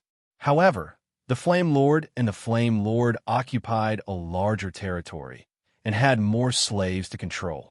But in essence, it was still the same as the Flame Lord. There was no concept of a country or region, and elementals did not need to work together to satisfy their daily needs. They wandered around and could survive by absorbing some fire elementals. Naturally, there was no division of professions. As a result, if Grimm wanted to build a wizard tower here, he would have to hire the materials and architects from the outside world. The local fire elemental creatures could only serve as laborers at most, the kind that had no technical content and only had brute strength. After making up his mind, Grimm sent Lacbeth out to hunt down the flame lords in the surroundings. With the nightmare web spider mother's strength, any flame lord below grade 3 would be a piece of cake. As for the overly powerful tier 3 and tier 4 flame lords, he could ignore them for now. He'd deal with them once Grimm was free. After finishing his work, Grimm left a flame mark beside the lava lake. He then tore open a spatial rift and returned to the Exodar camp. Grimm had crossed through space and appeared at the long-range teleportation formation hidden deep inside the Steel City. He stepped out of the iron-walled teleportation room, and the clone brain sock was already waiting for him. What's wrong? Grimm's spirit was sharp, and he immediately noticed Sock's abnormality. Yes, master.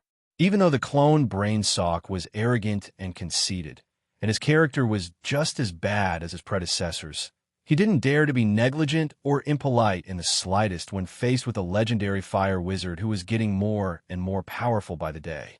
Recently, many people in the camp have been asking about your whereabouts. Oh, who are they? Grimm abruptly stopped in his tracks and asked in a low voice. They're not the old people in the camp. Most of them are powerful beings from various parts of the galaxy. They aren't very powerful, with some being at grade 1, 2, and 3.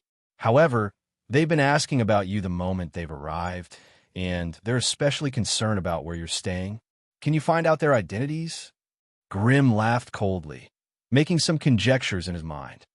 They come from all over the place, and there are many of them in different planes. It's very messy.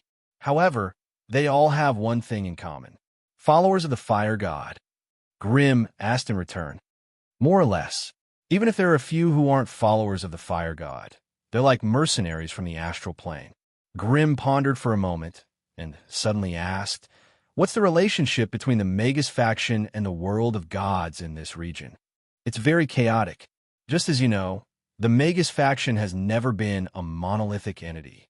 Their strategies are always influenced by the preferences of the higher-ranked magi. Some magi like to target the world of gods, attacking and plundering planes that are protected by the gods. Some magi secretly collude with the world of gods, working together to conquer the Magi Empire, the elves, or the dragons. There's even a possibility that they'll ally with a god to deal with another Magus. The clone brain sock introduced the situation in the outer regions to Grimm as he walked. Having developed an Essadar for 200 years, Steel City had become a private trading point, and it had its own sources of information. It was hard to tell the truth from the lies, and the information that Grimm had obtained through public channels was mixed together. This gave him a rough idea of the development of the entire Magus faction. On the whole, the Magus faction was not a builder, but a destroyer. Almost at the same time, the Magus faction was at war with the Magi Empire, the dragons, the Elven Empire, the world of gods, the elemental plane, the abyss plane, and the shadow plane. Of course, these wars were not the actions of the Magus faction as a whole, but the actions of a small Magus organization or a powerful Magus. Like an octopus stretching its tentacles everywhere, the sorcerer faction chose their enemies according to the preferences of a certain superior sorcerer. For example, if a higher-ranked Magus urgently needed dragon cards or materials, he would incite and guide the lower-ranked Magi to focus their firepower on attacking the dragon's territory. They would invade their plane, kill the mid- and low-ranked dragons, and plunder the resources of the plane. In this process, the higher-ranked Magi would obtain the resources and materials they wanted, while the lower-ranked Magi would obtain benefits and the protection of the higher-ranked Magi. Both sides took what they needed, and everything was naturally a happy ending. However, the wrath of the dragons could only be endured by the entire Magus faction. High-ranked Magi who wanted to research the demonic bloodline would gather a group of Magi to barge into the Abyss world and fight against the Lords of the Abyss. As for whether or not the Magi camp could match the power of the Abyss world, no one cared at all. Indeed, it had to be said that Sock's theory was quite accurate. The Magus faction's external attack strategy was like a snake with many heads, taking a bite wherever there was an advantage. Very few of them had a clear strategic plan. If not for the fact that their enemies were just as chaotic and disorderly, the Magus faction would have long since been in trouble. Followers of the fire god. Looks like I've caught the eye of the fire god, Renai, once more. Grimm shook his head and smiled wryly. He had no choice. The divine fire pearl was an ultimate fire treasure that he could not part with. Hence, there was no way to resolve the enmity between him and the fire god Renai. The fire god Renai was a rank 7 god and had quite a reputation in the world of gods. She had many subordinates. Even Grimm would feel his scalp go numb if he was targeted by her, his heart thumping wildly. In the past, he had hidden in the Magus world, and no matter how capable she was, she could not do anything to him. However, now that he had stepped out of the plane and entered the outer regions, there were many ways for her to plot against him. Attacking Camp Isorda would be a joke. Camp Isorda was guarded by a rank 7 Magus, and it was not weak either. If the fire god Renai really lost her mind and came for revenge, Grimm would definitely wake up laughing in his dreams. Since attacking Exedar's camp directly wouldn't work, the most effective method was to find out Grimm's whereabouts and then set up an ambush to kill him. This meant that Grimm had to be extremely careful when he entered and exited the Magus world, not giving his enemies the chance to catch him alone. Otherwise, any rank 6 god or clone sent by the fire god Renai would be enough to take his life. It was for this reason that Grimm had given up on Camp Isorda. choosing to settle in the fire elemental plane instead. There were too many good and bad people here, and it was difficult to guard against sneak attacks. On the other hand, the fire elemental plane was a place where he could attack or retreat, making it a good place to stay. As for whether the fire god Renai would come to the fire elemental plane to cause trouble for him, that was a little unnecessary. It should be noted that a god of fire was the meat of Tripitaka, which all high-tier fire creatures coveted. If Grimm really dared to send a god or clone into the fire elemental plane, the Flame Lords would definitely go berserk. What made a god of fire the target of so many Flame Lords was the divinity within their bodies. That was the highest grade of flame energy converter, and it was suitable for all fire creatures. A complete fire divinity could directly upgrade a Tier 4 fire creature to Tier 5. The number of divinity fragments formed after the fire divinity split could also increase a fire creature's strength significantly. For example, the fire divinity fragment Grimm had obtained could directly upgrade an apprentice fire creature to the peak of Tier 4, which was equivalent to a demigod. One could just imagine how powerful it was. It was precisely because of the divinity fragment's strength and rarity that Grimm was reluctant to use it to increase his strength. Instead, he kept it in his clone and hid it in the sorcerer world. He was not so foolish as to carry the divinity fragment around and even bring it to the fire elemental plane. If he really did that, the Flame Monarch Grimm would most likely attack him the moment he sensed the divinity fragment's aura. Friendship, affection, these empty words were worthless in the face of great benefits.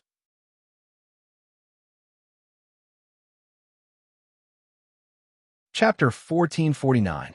He could not leave the construction of his personal wizard's pagoda to someone else. Otherwise, if the location of the wizard's pagoda was leaked, Grimm's powerful enemies would come to his doorstep. Thus, Grimm could only hand the task to Sok, who would be in charge of the construction of the wizard's pagoda. However, the environment in the fire elemental plane was too harsh, and normal life forms could not survive there. Thus, most of the work of building the wizard's pagoda could only be done by the engineering magical machinery. However, in order to adapt to the harsh environment in the fire elemental plane, the engineering magical machinery had to undergo special modifications to increase their resistance to fire. Furthermore, with Grimm's status as a level 5 great wizard, a normal small or medium-sized wizard's pagoda would not be able to unleash his full power. Thus, it was only natural that this would be a large private wizard's pagoda. After handing the dimensional waymark to Sok, Grimm hesitated for a moment before finally deciding to pay a visit to the great wizard Salubo. It was time to settle the grudge between him and the Salubo family. A quarter of an hour later, Grimm appeared in front of a wizard's pagoda in the Asorta camp. The entrance to the first floor was crowded with wizards in all kinds of robes and armors. Even though they were of different levels and occupations, they all wore a strange metal badge on their chests. Every time they passed through the protective barrier, the badge would glow with a blue light, as if it was some sort of identification mechanism. 2 adamantine magic statues, each 7 meters tall, stood silently on either side of the wizard's pagoda's gate. In the center of their humanoid skulls, there were honeycomb-like holes with magical gems of various sizes embedded in them, constantly scanning the wizards entering and exiting the wizard's pagoda. It could be imagined that if someone were to barge into the wizard's pagoda with a strange badge or without a badge, these 2 level 4 golden golems would use their indestructible bodies and ferocious fists to give the intruder an unforgettable memory. The adamantine magic statues were large metal puppets. Their insides were made of super magical alloy, and their exterior was coated with a layer of adamantine. They could defend against all types of elemental wizard spells below level 4. Even if they were hit by a level 4 wizard's attack, they would only take half of the damage. Such powerful metal puppets were basically invincible against magi below grade 4. Even a grade 4 magus would have a huge headache if they encountered them. Although the 2 adamantine golems were only at grade 4, they were much more powerful than the shadow fiend that Grimm had left for Mary. To put it bluntly, Even two Tier 4 intermediate Shadow Fiends working together could not defeat a Tier 4 basic Fine Gold Golem. There was no other reason. It was just a different division of labor. This large golem, with thick skin and powerful magic immunity, was the natural enemy of spellcasters. And assassin-type golems, like the Shadow Fiend that focused on agility, were no match for it. However, in terms of stealth and sneak attacks, the Shadow Demon was more powerful than the adamantine golems. At least, a caster like Grimm was more afraid of golems like the Shadow Fiend, but he was not worried about the adamantine golems. The main reason was that the adamantine golems were too large and cumbersome and could not be used in many places. Hence, the adamantine golems could only be used as guards for important wizard facilities. It was difficult to bring them along at all times. As soon as Grimm approached the door of the wizard's pagoda, the beehive-like magic compound eyes in the middle of the two adamantine golems' heads locked onto his position. "Halt! Outsider, please report your identity." The adamantine golem on the left stepped forward and blocked Grimm's path. A low, mechanical voice came from its body. The adamantine golem's actions immediately attracted the attention of the magi present. When their gazes fell on Grimm, they all trembled, their faces filled with shock and fear. "It's the legendary fire wizard. It's him. It's him." At that moment, the consciousness of the adamantine golem fluctuated, and a low, hoarse voice suddenly came out. "It really is you, Grimm. All right, you can come in. I'll wait for you in Hall 9. Judging from the voice, it was the level 5 wizard signs that Yang Ling had met once before. As a magus, almost all of them had a photographic memory and were able to recognize something just by hearing it. If there was a need, some magi would even etch an especially important scene deep into their sea of consciousness, so that they could repeatedly savor and appreciate it from time to time. This was one of the many benefits of a wizard with powerful mental strength. The adamantine golems took heavy steps to make way for Yang Ling, and a light barrier on the door of the wizard's pagoda opened. Grimm looked around at the crowd and calmly walked in. As soon as he entered the hall, a group of wizards ran towards him in a panic. The one leading them was someone familiar to Grimm, the level 4 wizard Martin, whom he had some dealings with.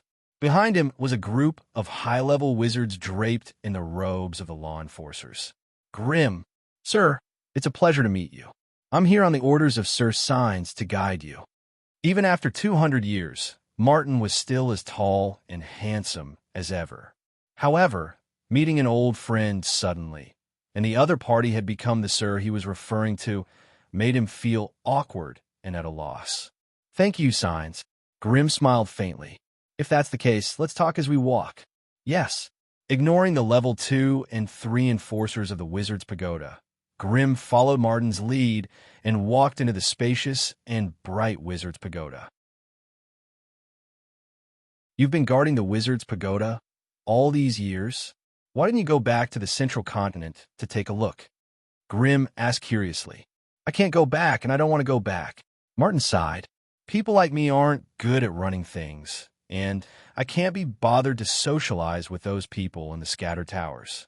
Thus, I decided to hide in this camp outside the region where no one can control me, and I've been living a carefree life. Then your family and kin, don't look down on me just because I'm young. I'm actually over 700 years old. The only bloodline descendant left in the scattered pagoda forest was also severed 300 years ago. Although the remaining branch families all use my name, if we were to really examine them, they don't have much of a bloodline relationship with me." At this point, Martin could not help but sigh. "I can't be bothered with them. I'll just let them fend for themselves there. What about the others in the tower? They're similar to me. Some of them have lost their bloodline. Some of them have conflicts with the few in the scattered towers, and some of them are infatuated with the quietness here. Although the situation is different, after being out for so long, they really don't have the mood to return to that narrow space." Grimm nodded when he heard this. It seemed like he could understand their difficulties. "However, we know everything that you've done in the scattered pagoda forest. We sincerely admire you for being able to break the shackles of the scattered towers in just 100 years, allowing them to return to the path of a wizard. At the end of his speech, Martin could not help but add, "You're indeed the great revolutionary that the Central Continent has been waiting for.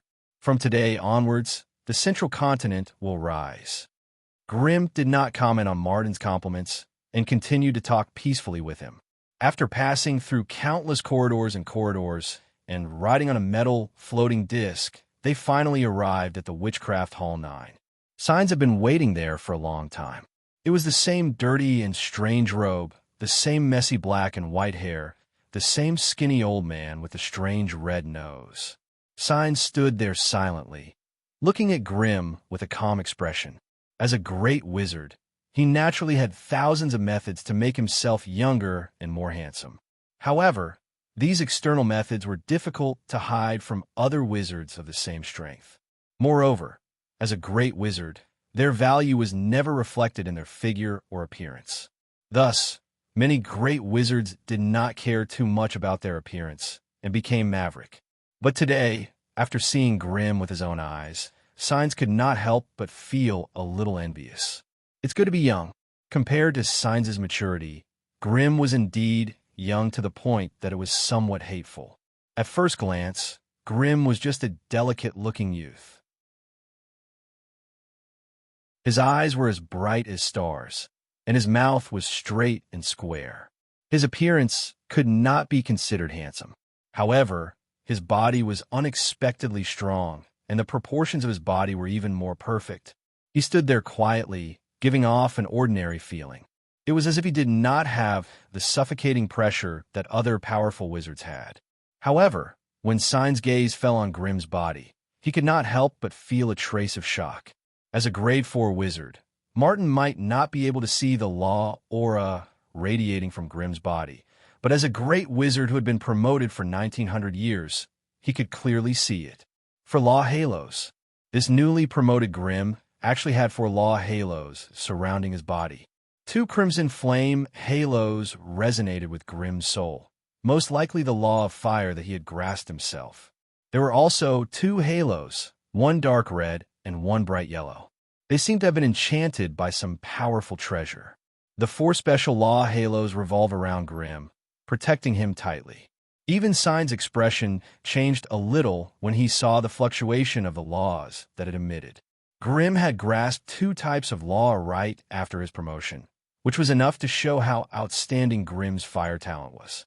Aside from his astonishing strength, this young great wizard also had powerful treasures on him. This was what confused Signs the most. Where did he get so many grade 5 items? Could he be the illegitimate child of some great figure in the wizard faction? You're tuning in to the Warrior Lore YouTube channel. Don't forget to subscribe and join us on this journey to catch the most captivating stories.